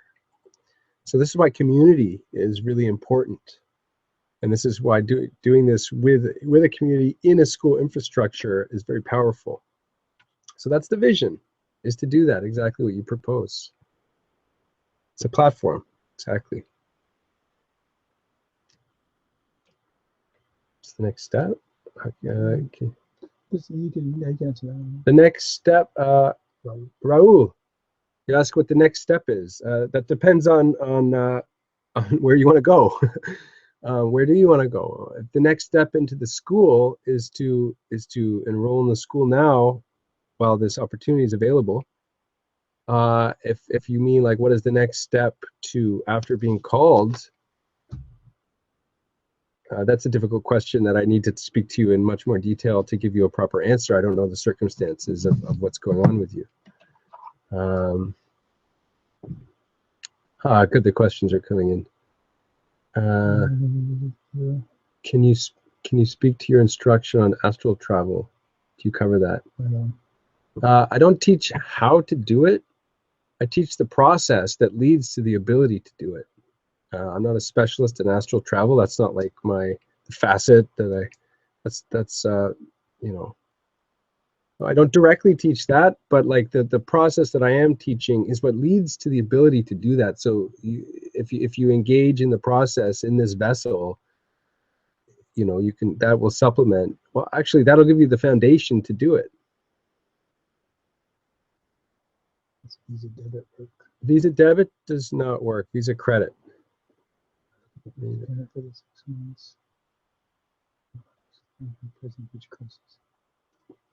Is okay? So there's a question by Gehan Udayanga. Hello, question: does Visa debit work? No. Also, does the payment plan for 6 months, $80? Is that 80 bucks still allow for all present and future courses? Yeah, totally, absolutely. It's a good deal. I'm getting different psychological. Okay. Do you manage your personal relationships while going through the illness phase? Good question, Savannah. How do you manage your personal relationships? Well, that depends on the nature of your personal relationships. I mean, and the illness and what stage of life you're in. I mean, like if you already have a family and children, and you're already married and your spouse does not can't relate to this, that's a very different situation than being in your 20s with a bunch of shamanic seekers and you're all going through it together. But I mean, I can offer like I offer the school as a community to go through this thing with kindred spirits where you can find peer support, uh, and guidance and peer support. But personal relationships, it helps to be able to explain what's going on with you. It helps to be able to have a language to explain it. That's where the school could really actually be useful, because it's a very sober language to describe it. It doesn't sound like anyway. If you can explain it to somebody, then you can empower them to be more supportive. Because the fear is that like you're going crazy, or you've lost it, you've lost your mind, and you have to kind of prove to them that you're actually just in the process of finding your mind. And the best way you can manage your personal relationships is to navigate this process successfully. And there's a way to do that. And if you navigate this process successfully, then you can have good fruits, and your personal relationships, your personal relations can see that you've gone through a very positive personal transformation. And even if they have judgments, they can't deny the fact that you are more on your path. You're more with your authentic self. And that goal, attaining that, is the best way to manage your personal relationships, because people who love you, care about you, that's ultimately what they want for you. And the problem comes when they're very concerned and they don't know how to help you. And if you don't know how to help yourself, then it makes it much more difficult for them to know how to help you. I hope that's helpful. I can't find the link to a checkout screen. Do I need to put my credit card in first before the prompt? This is Funkatron. No, I don't know. Go here and click one of these. So look, the easiest way, if you go to the link that I gave you, the original link in the email, the landing page for the webinar, it has two buttons: the Modern Soul Science 101 button, the Starseed Sale button, the blue buttons. Click on the button and you'll be taken exactly where you need to go. So just go in your email. The email was sent 10 minutes to 7 o'clock tonight. And then scroll to the bottom for a payment option. If you just hit enroll in course, that will take you right to the bottom. And you have 3 payment options. Now don't forget about the coupon. Okay, you have to redeem it. It's listed as $500, but since you're listening now, you want to get it for $400. You enter the coupon Starseed. All capital, one word, Starseed.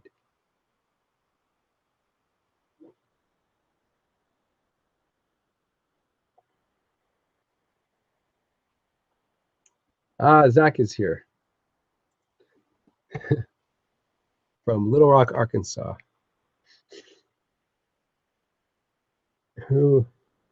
Thanks for that flexibility. I'm here in Hawaii, only 5 p.m. now. I want to get the word out to a few people. That's Dacutius Maximus. Please get the word out to people. Due to our mishap, yeah, please get the word out to people. This webinar will be available on replay. And, maybe we will try to make this available faster so that more people can get in on the midnight deal. You know what? Actually, yeah, this is a good idea. I think we might even do this again live and keep the deal going longer so that we can recoup from our technological glitch, because we're launching this week. That's it. This is the week for launch. So we have to improvise. Question: why does enrollment close next week? Why does enrollment close next week? Well, first of all, I'm going to give a lot of attention to the students, and like really. So I'm putting out this course, new module every month, and I want to be like very present with you as you go through this. And I can't handle too many students. Like I would be overextending myself.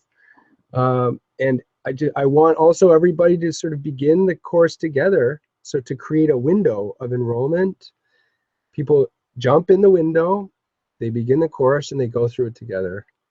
And it will reopen again in 6 months. Reopen enrollment in 6 months. and the prices will all be higher then. So now is really the time.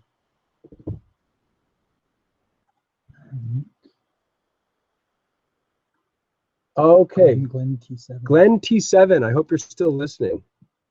You just enrolled in the Starseed sale and you did not get the confirmation of the $100 discount or the Canadian discount. Okay, so first of all, the $100 discount, you had to enter a coupon code, Starseed, at the checkout. If you forgot to do that, write me, tell me, and we'll take care of that, because that was just an oversight. Okay. And regarding the Canadian discount, after you buy you've already bought the course, so write me. Well, we can tell who all the Canadians are that bought the course, so we can actually be writing you, but we need a little bit of time.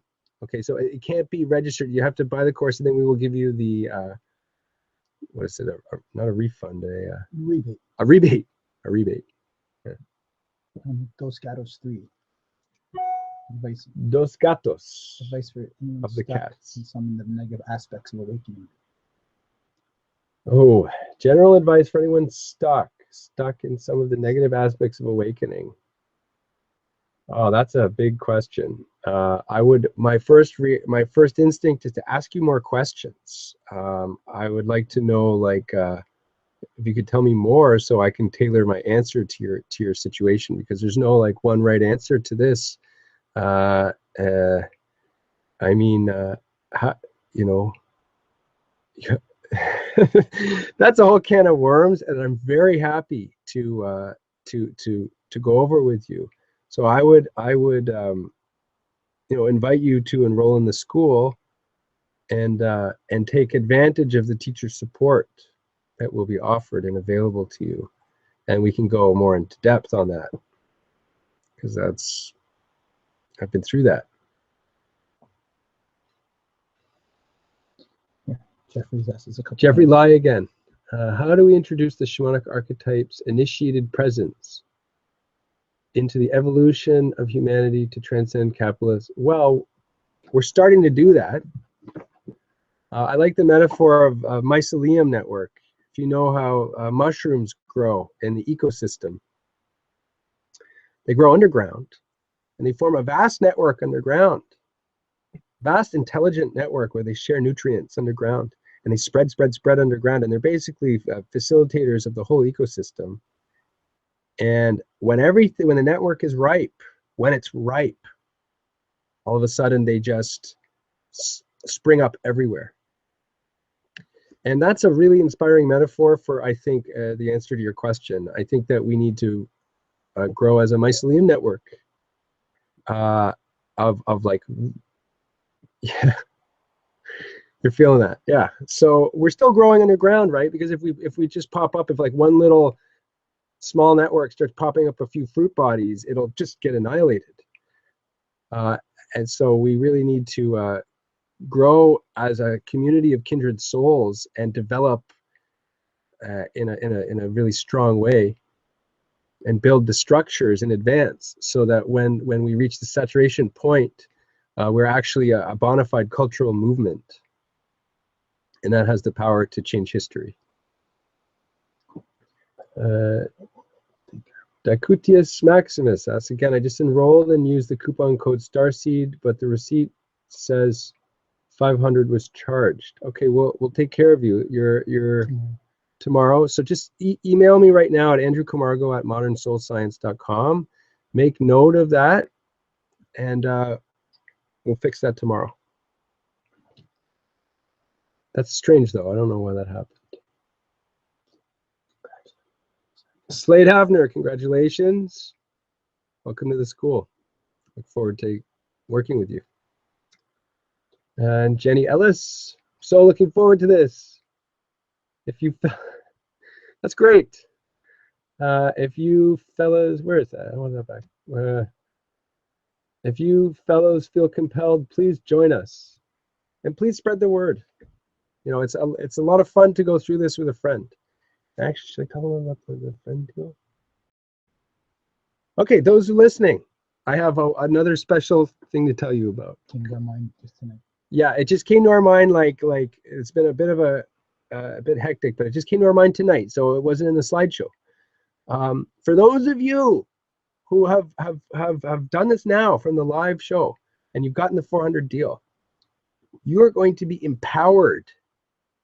Even though the deal closes tonight, you will be beacons of that deal, and you will be empowered to give your friends access to that deal past tonight. Okay, so if you've gotten this, you feel good about it, you're excited, and you want to share it, we're going to empower you to share it so that the people that missed out on the webinar can still tap into what you've tapped into right now.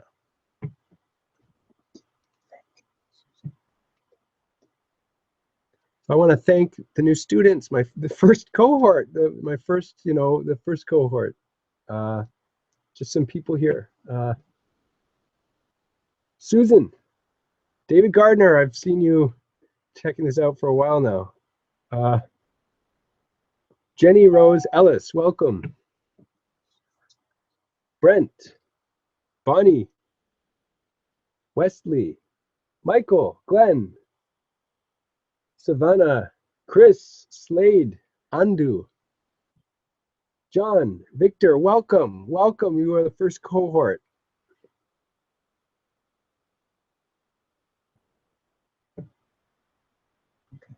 Oh, okay. Dactyus is David Gardner. Okay, great. David, don't worry, we'll work it out. So did everybody understand what I said about, like, for you who have this deal now you can share it? Does that work for you? Does somebody come to mind that you want to share this with? If so, send me an email. No, Slade, you will not be apostles, because I'm not a master. I'm just a teacher and just a messenger. And you guys are messengers too. You're students. We're all students.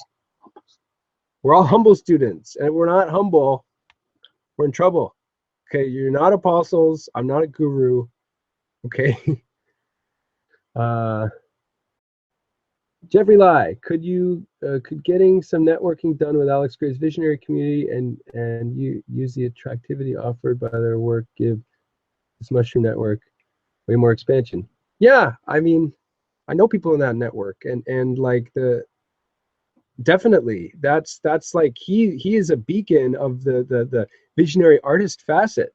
He's a cultural beacon. He's a culture hero. And he's a voice for like the shamanic nature of art.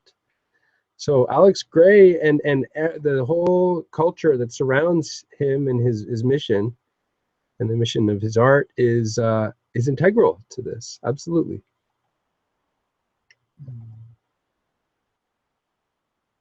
Jeffrey, where are you from? Where are you coming from? Are you in close to New York? Are you just curious? Oh, Alex, Nuno Alex. I want to. No, Alex, the community, you have to be part of the community to get help from the community. It's a school. So You can sign up and apply for the scholarship. You can sign up and apply for the scholarship. And, if you don't get it, you can still cancel. That's why I made the scholarship available, because I don't want the people's financial hardships to stop them from doing this if they feel really called to do it. So, Alex, I know like you're needing some support right now. So I would just say, like, sign up for the school and get the support you can, both in the material and in the community and with the teacher. Okay, because I'm very like busy with the school right now, and I have to put all my force into the school, and the students of the school are going to receive like the best that I have to offer.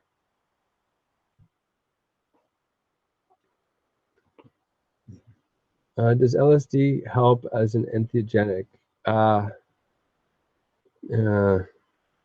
don't like, no, I mean, no, Alex, stay away from LSD. My name is Avery, just joined. Funkatron, just joined the school. Avery, welcome. Welcome.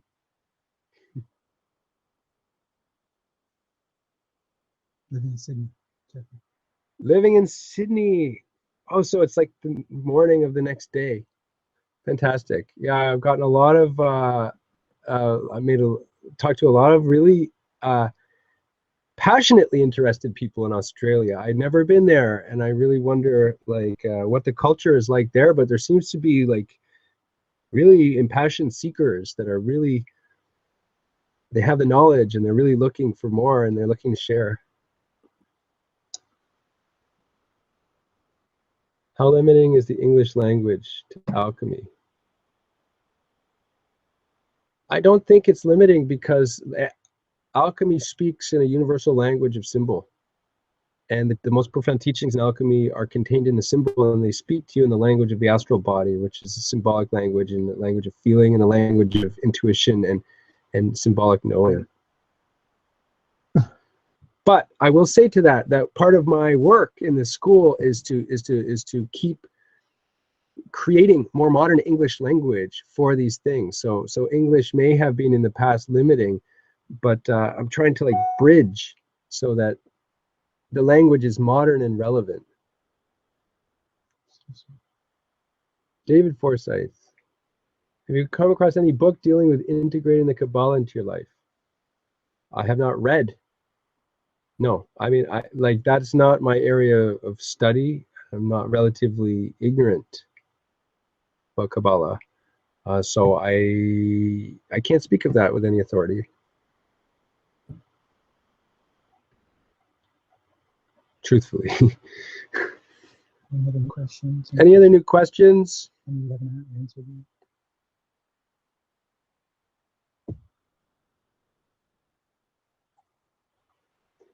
Anonymous, people be careful. This is the second time I've seen someone charge more. Okay, there's an anonymous person. There's truly no dishonesty here. I swear to God, like I'm being 100% honest. If there's any discrepancy, it's due to a glitch or an unwitting mistake on our part. So this is the second time I've seen someone charge more than the original pre-discount price. Don't be okay. Anonymous commenter. Actually, there's some confusion here. I listed the price of Modern Soul Science 101 as $450 for weeks and weeks because that's the price it's going to be. That's the full price. $50.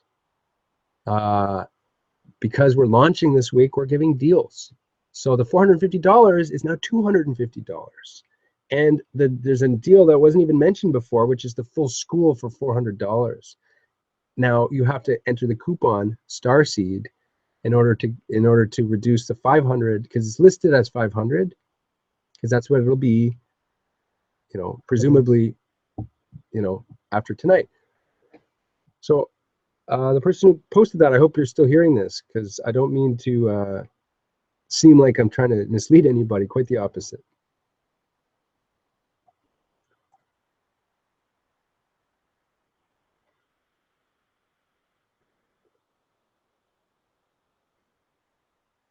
Okay. What about the Emerald Tablets, Hermes? Yes, Slade. The Emerald Tablet, Hermes Trismegistus. Do they fit in here? Do they fit in here? Oh, yes. You could say that that's an integral stone, foundation stone of the school. The school is like a sort of modern reinvention of the Hermetic lineage, adapted and revisioned to suit the actually like pressing needs of our current crisis, of our current times. But that is our lineage, the Hermetic lineage. So that particular text, I don't think we would like really we wouldn't analyze it in the 101 or the 201 or the 301, the survey courses. We get into this in the in-depth seminars. So Jeffrey, if you haven't, can we get a little more time with the 400 Starseed plan until I find more people I can share the content with? He's already signed up, that's fine. What do you mean? Is he signed up? Has Jeffrey signed up? Jeffrey, have you signed up already? Because if you've signed up, then, and I'm just improvising now. I had not planned this before like late today. If you sign up and you get the 400 now, we will empower you to share that offer with people in your people, your friends. And we can negotiate like the time, but okay. Zach, you'll share this on Facebook. Unfortunately, I don't think I'll be able to afford it right now. Zach, Payment plans. we have payment plans and scholarship. Okay. Apply. Like, so here's what you can do. Here's what you can do. There's no risk. There's no risk of not being able to afford this, because if you sign up now, get a payment plan. Get the 6-month payment plan for $80. $80 a month, right? Now, if you can't afford the $80, apply for the scholarship. We'll email you tomorrow. You know, if once you apply, once you enroll, you email us. You tell us you want to apply for the scholarship, please, and we will send you the application form. You tell us about your situation, what you're going through, and why you want to pursue this study now. Why now? Why can't you wait a year when you have more money? Why can't you wait then? Why do you want to do it now? Okay, and we want to give these scholarships away. We want to make this available to you. And if you don't, even if you don't get a scholarship, you can cancel. And you can even get exposure to the course material and cancel. So there's no risk. There's no reason for you not to get it now. The Blood Jester. Will you ever expand the school into the physical realm of the location, or do you plan on remaining entirely internet-based? Yeah, at this point, entirely internet-based, but in like maybe like 5 years or so, once people have been through the 300 level and they're wondering what to do next, there's no 400 level planned, but there's the possibility of doing a physical school for the people that have already passed through the curriculum. Don Coleman, hi Andrew. Can you please speak about what information will be covered in your first seminars? Oh, the in-depth seminars. Well, the 101 course kind of covers all the bases, but the seminars go through like more of the individual the individual pillars. So like, let's say, for example, there's one seminar called Soul Tending as a Daily Practice. Okay, this is a practical course that will teach you like techniques on how to deal with this process, like keeping a journal, keeping a dream journal, doing active imagination, drawing mandalas, doing like amplification of the images in your mind. This is a kind of applicable course. So that it combines the pillar of Jungian psychology, the pillar of alchemy. However, there's other courses that are more related to mythology. For example, unlocking the magical power and wisdom of mythology. So we're going to go really in depth into modern mythology and into studying how modern mythology, or the lack of proper modern mythology, is affecting us, how to tap into the initiatory perennial wisdom that is encoded in the mythology. So the seminars go really in depth on the topics that are introduced in the survey course, the 101 course. And if you just go to the sales page for the Starseed sale, you can see the seminars listed there, and you can see for yourself. So I really recommend go to the Starseed sale and scroll down and look at what's included. Now these are just in development, so the full outline is not available yet, but you get a sense of where I'm going with this. Zach, again, how exactly will we be able to communicate with each other in the class? Like, you know, right now we're planning on a private Facebook group, and with monthly Q&As, live Q&As. So it's a private Facebook group, and also the live sessions that we have, just like this one right now. Taliesin, is that Taliesin? Taliesin. It's super sane. Cool. Doesn't someone need to be able to visualize within themselves, build the temple within, or crystallize the astral body? Not everybody is prone to seeing. Some people feel more. So I mean, a lot of visualization is extremely important. But you can build and crystallize your astral body through asceticism, through prayer, through ritual. But what the school sort of specializes in is the Hermetic lineage, which has to do with visualization, certainly. So, I mean, I'm not going to teach like, I'm not going to give people like ascetic prescriptions. You know, we're going to analyze myths and analyze alchemy and do our inner work on ourselves and work with the images that come up from our own astral body. That answers your question. I was making a word. Yeah. Okay, Don Coleman. Will you be covering any information contained in sacred geometry in the Platonic solids? I'm really hoping to meet somebody who could teach a course on that for the school, because that's an integral part of the school, but that's not my expertise. Like I could do a crash course in it. I'm utterly fascinated by it. But I would hope that a teacher could come in and teach that at the school, because it's integral. It's an integral part of the Hermetic lineage. It's an integral part of the science of initiation. So I'm just a dilettante with it. I can't teach it, but someone will. Taliesin Super Saiyan, can I give you credit for the phrase New Age danger? Because that's gold, and you don't even have to give me credit. Just use it. If it's true, then it doesn't need to be attributed, you know. I'm glad you appreciated that. David Gardner, request for clarification. The Starseed code will take us through level 301, or is it a lifetime membership? It's a lifetime membership to everything the school will ever be. So if after 301 I get this inspiration for 401, you're in. You're in. Everything I ever do is yours. And so, well, accessible to you. Alchemy is a bridge too. Absolutely. David SL. Yeah, definitely. I'll be happy to share my personal experience on the composition process. Composition? Decomposition? What do you mean by composition process? Please, yeah, please elaborate. Oh, you're okay. Okay. You insist.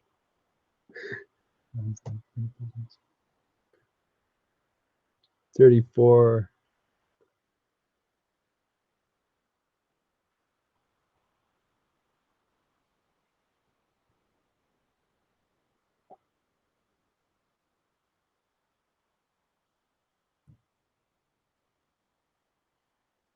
Okay, I'm still taking questions. Any more questions? Any more questions? 35 people here still.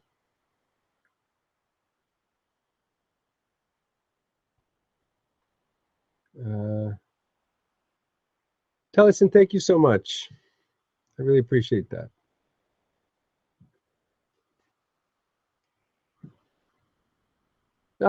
Jeffrey, thank you. Uplifting, great. I was afraid that the dangers would drag you down. Is we could be a good helper once in a while. Depends on how you use it. You know, if you use it and watch TV, no. You use it and pray, yes.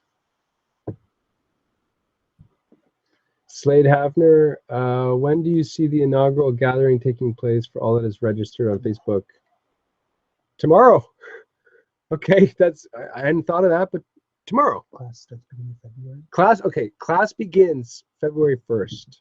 Okay, that's when Module 1 gets released. That's when you can start engaging it and communicating with me and with each other. But you can communicate with me now. Yeah, communicate with each other now, right? But I don't have the Facebook group formed just yet, but this on my top list now that there are actually students here now. I have like a real concrete to-do list now, thankfully. Well, Don Cole, will I be teaching any meditation techniques, chakra balancing, visualization? Not exactly. Not exactly. Not in that mode that you're referring to. I'm going to be giving you homework that requires you to do visualizations and creative work and inner work. But I'm not going to like do guided meditations into chakras and things like that. That's not really what I'm doing. Blood Jester, it seems that you have many aspirations for growth. Yes. Do you have a plan for the expansion? Or are you taking it one step at a time? Well, the plan for expansion is included in the curriculum. If you look at the Starseed Sale, you'll see like how I envision it growing and how I'm actually concretely planning it to grow. And you know, hopefully more students, right? So we have more students, and I can keep enriching the quality of the school. I can keep, you know, upgrading it. I really want to work with a visionary animator. So if any of the 35 people watching now are visionary animators or know any visionary animators, I want to create visualizations for the teachings of this school. I want to create animations for the astral body separating from the ego, the chaotic state of the astral body, the trickster presence in the astral body, the dangers, and what I want to visualize, because this is a lineage, the hermetic lineage, the shamanic lineage. It's the teachings are contained in the images. So I really want to enrich the school with images, and so that's why I want to collaborate with visionary artists. So we're gonna keep upgrading the content of the school. And one day, the 101 course, 201 course, all of these courses will have like visionary supplements to the spoken teachings. Ductus Maximus, question about the first facet, twice born. We skip all rating for this one. Just read it. Yeah, I mean, it's automatically, yeah, I mean, you can relate to it. You can answer the affirmation questions, but the cluster facets don't apply. We're talking now about the workbook. But it's automatically the center, right? So it's automatically, I guess, your most important facet, because that's the one that encapsulates all the others, because it's only through being twice born that all the others become accessible. Zach, do you think it's possible to slay demons, the badass guitar riffs? Yeah, I do. It depends on the quality of the badass, though, because like badass can be like so good, it's badass, like so genius, it's badass, or it can be like sinister. So good, it's badass, that brings joy and love and a connection to higher spirituality, and that brings love and joy in your heart, will slay for sure. Taliesin, what are your bridge thoughts on the entity force alchemy calls the demiurge? Abridged. That comes from more like Gnosticism and medieval alchemy, and that's where Jung was really working in. Where I came in and where I'm trying to bridge Jung's work is in the alchemy that took place in the 1400s to the 1700s, and that alchemy does not really deal so much with the demiurge. It brings in new impulses. So I not like I kind of have issues with the way that today people who are read the Gnostic scholars and the Gnostic people who read the very few remaining fragments of the Gnostic writings, they speak about Jehovah as the demiurge.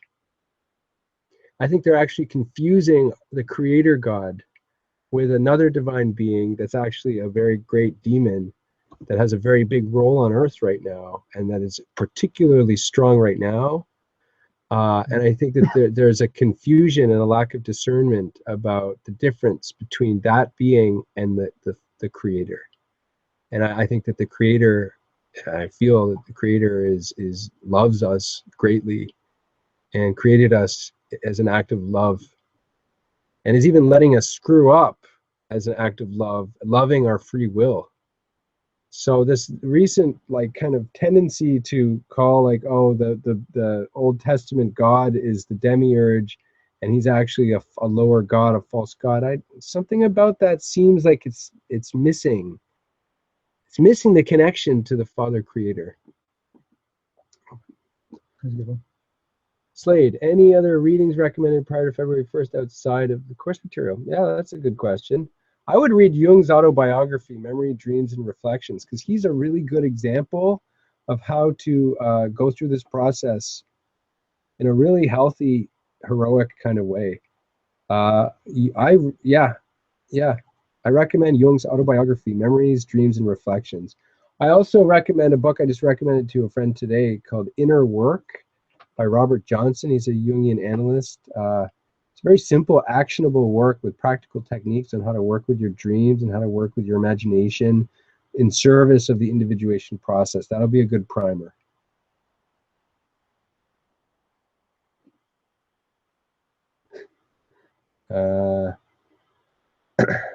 Jeffrey Lai or Gehan? Pardon my jumping back. Did we say we're extending the offer? You're picking up on my ambivalence. I was working on contacting a friend if they could use their credit card for me. Definitely applying for the scholarship. Okay. Where are you from, Gehan? Where are you writing from right now? Where are you watching from right now? Yeah, are we extending? I mean, So that's okay. Okay. Is there anything to be? Yeah. Is there anything to be careful about if the light reaches through the introspective mystical experience turns out to be as bright? Jeffrey, you have really cool questions, and I really look forward to engaging you more deeply. You're sort of calling me to dive into esoteric realms, which is not really where I can go now without like alienating the other people that are here right now. So I really look forward to getting into all this stuff with you very much. Are you in the course? Like if you're in, like we're looking for you now. No, you're not there, man. Come on. Okay. Toronto. Same as me. Okay.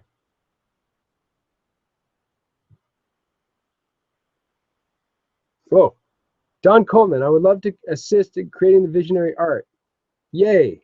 Great. Wonderful. So this is like the thing, like the people that come here will be, the people in the school will be part of the community, and they can help with the growth process, bringing their gifts. Visionary artist, fantastic. You know, I'd like to see your work, and like depending on the medium that you work in, like I can envision. I think if I see your work, I'll be able to see like, you know, where we can really work together.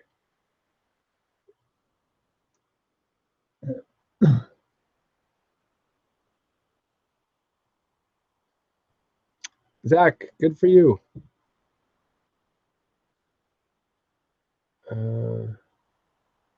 Okay. I think the questions are starting to thin out now. Are you guys like holding out? You're wondering, are you actually still watching me, or am I like, is my voice? Okay. For the Canadians. Okay. We will reach out to you. We will email you for the Canadian discount. Okay. So just to clarify about the Canadian discount, because there's no actual way that we can like put the geographical discount into the buyout, into the purchasing. So you're gonna have to trust us that we have integrity here, and we mean this, that for the Canadians, because we can see if you're Canadian when you buy, we will contact you either tomorrow or the next day with information on the refund. We have to manually put in the refund. We have to manually credit your account. There's no way to do it automatically.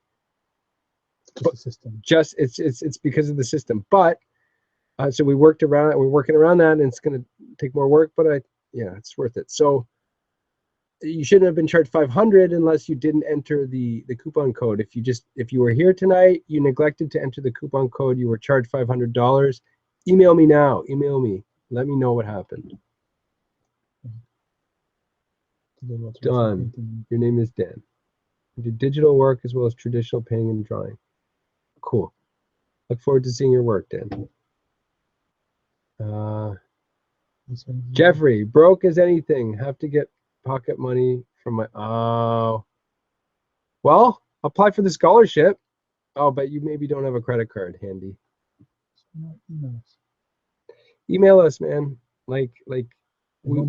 This is need-based scholarship. It's not merit-based scholarship. Need-based. If you have genuine need, you're obviously passionate about this. So write us. Let us know. Reach out. Let us know what's going on.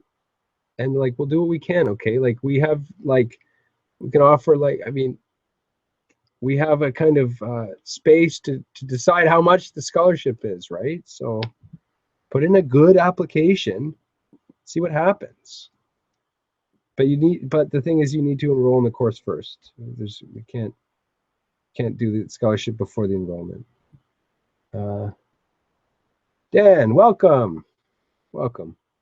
You impressed me, and I look forward to. Awesome! I love collaborating so much. It's like it just excites me to collaborate with people, with kindred spirits. So I really look forward to what will unfold.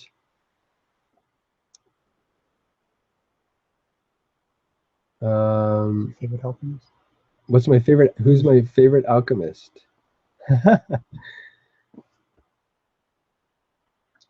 Oh, if I tell you that, I'll just give it all away. Well,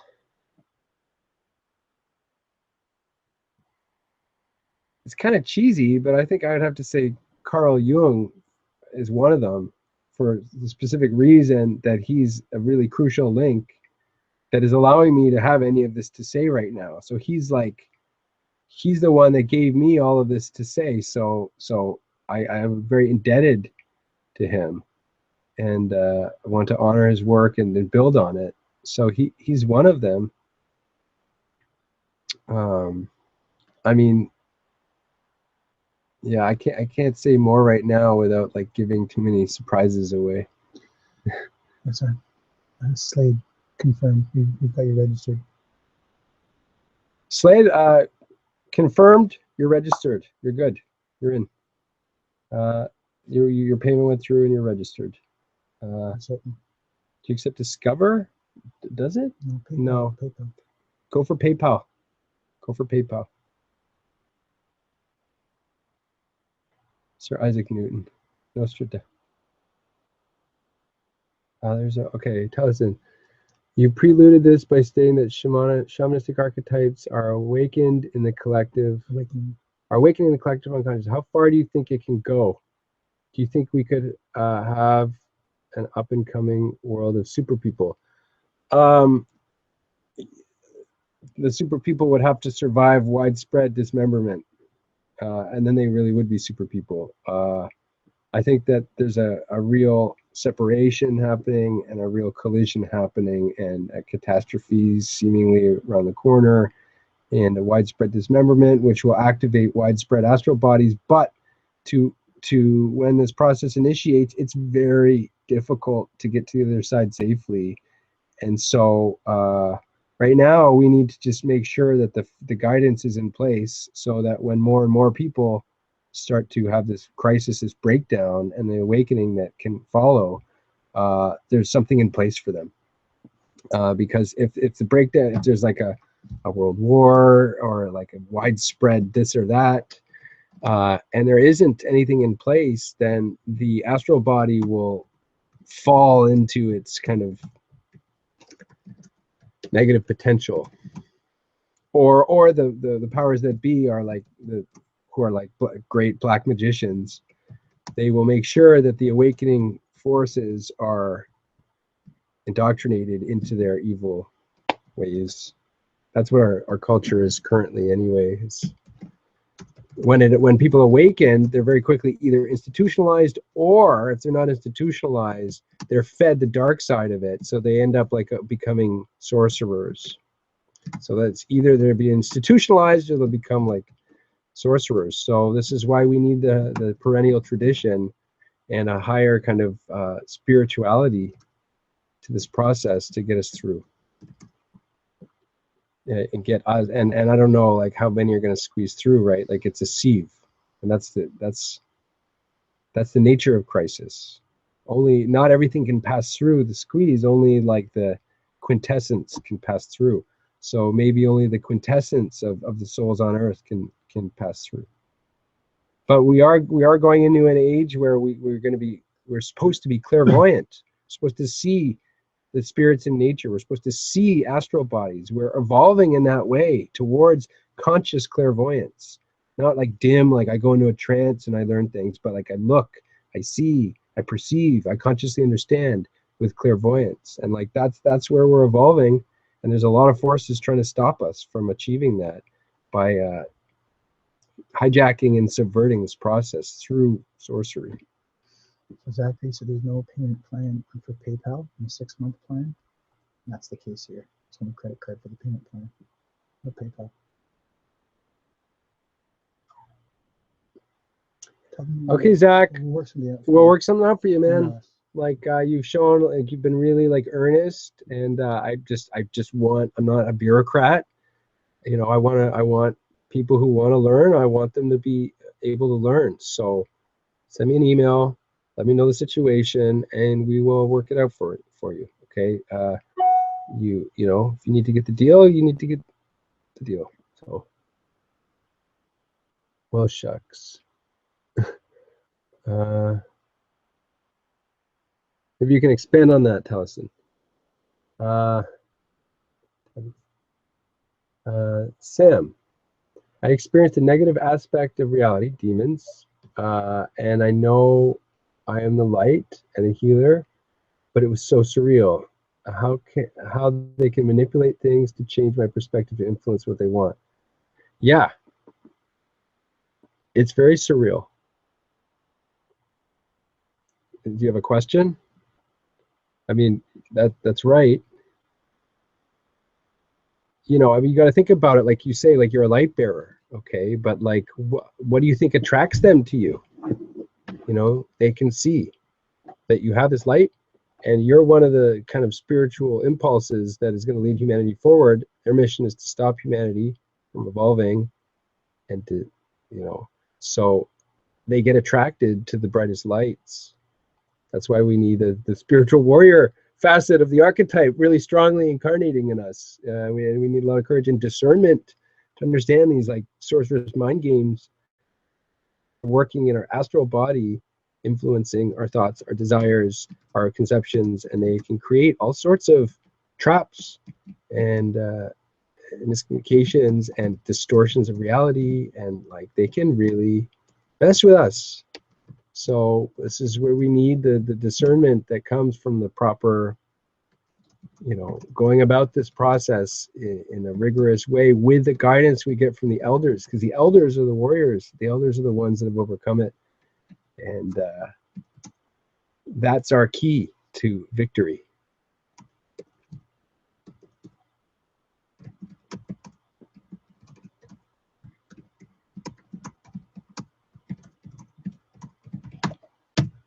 Okay, Wrap it up. we're starting to wrap up now.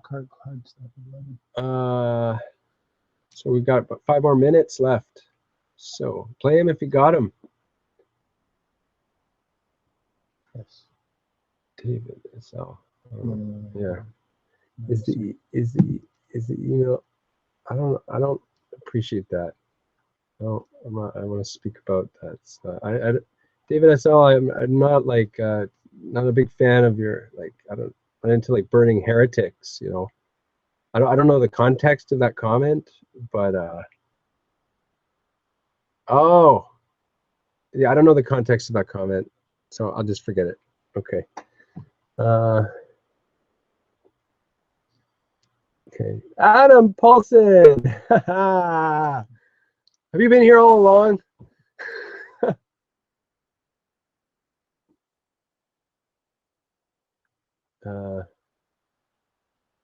When do we get the replay link? Like as soon as humanly possible.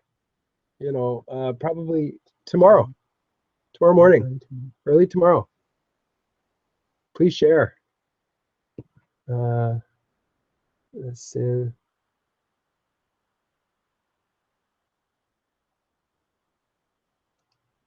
You've been here this whole time. Oh, cool. How'd I do?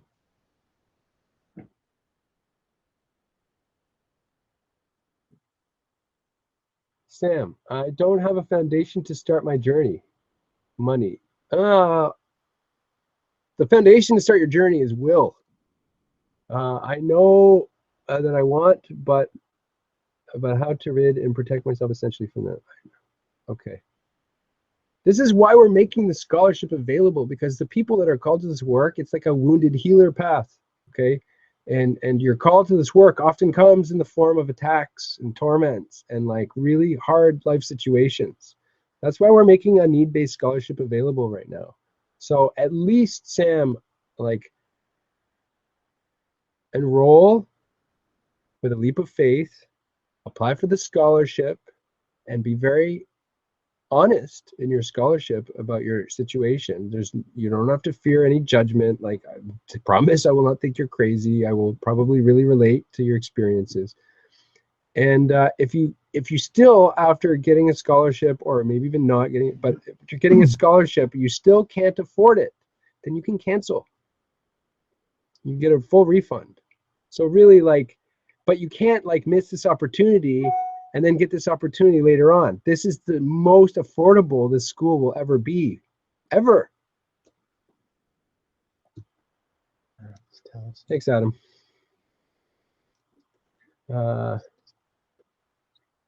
Tellison, can I stay in touch by email even if I don't enroll, as long as I respect that I'm not? Yes, I mean, like, yes. I just ask that like abridged versions would be helpful. But yeah, please stay in touch. But why wouldn't you enroll? I thought you liked this stuff. Is 6 months to try it out. You have, yeah, exactly. You have like 6 months to try it out, and you seem like the kind of person that would be very deeply engaged in it. And I'm not gonna be paranoid that people are gonna like rip me off. Like, if you're not actually happy and grateful at the end of 6 months, get your money back. Like, the worth of this like is like speaks for itself, Okay, friends and like new enrollees, like I think it's time for me to say good night, and thank you so much for coming. Thank you for staying and listening to this that I've been wanting to share for a while now. I'm really excited to begin this new stage with the people that hopped on board. The workbook will be made available to the people that came. It might be a bit tricky to figure out exactly who came because the lead page didn't work. But you will have the replay tomorrow. Please share it with anybody that you think would like it, because the enrollment is still open for another 6 days. And the people that are star seeds will be able to share this deal. So please share and spread the good word. And I think that's it. Anybody just want to write some like closing comments, some nice like words, like, feel free right now. Andrew, you're welcome. You're very welcome. You're welcome. Okay. Thank you, and talk to you soon, and let's stay in touch. Okay. Good night.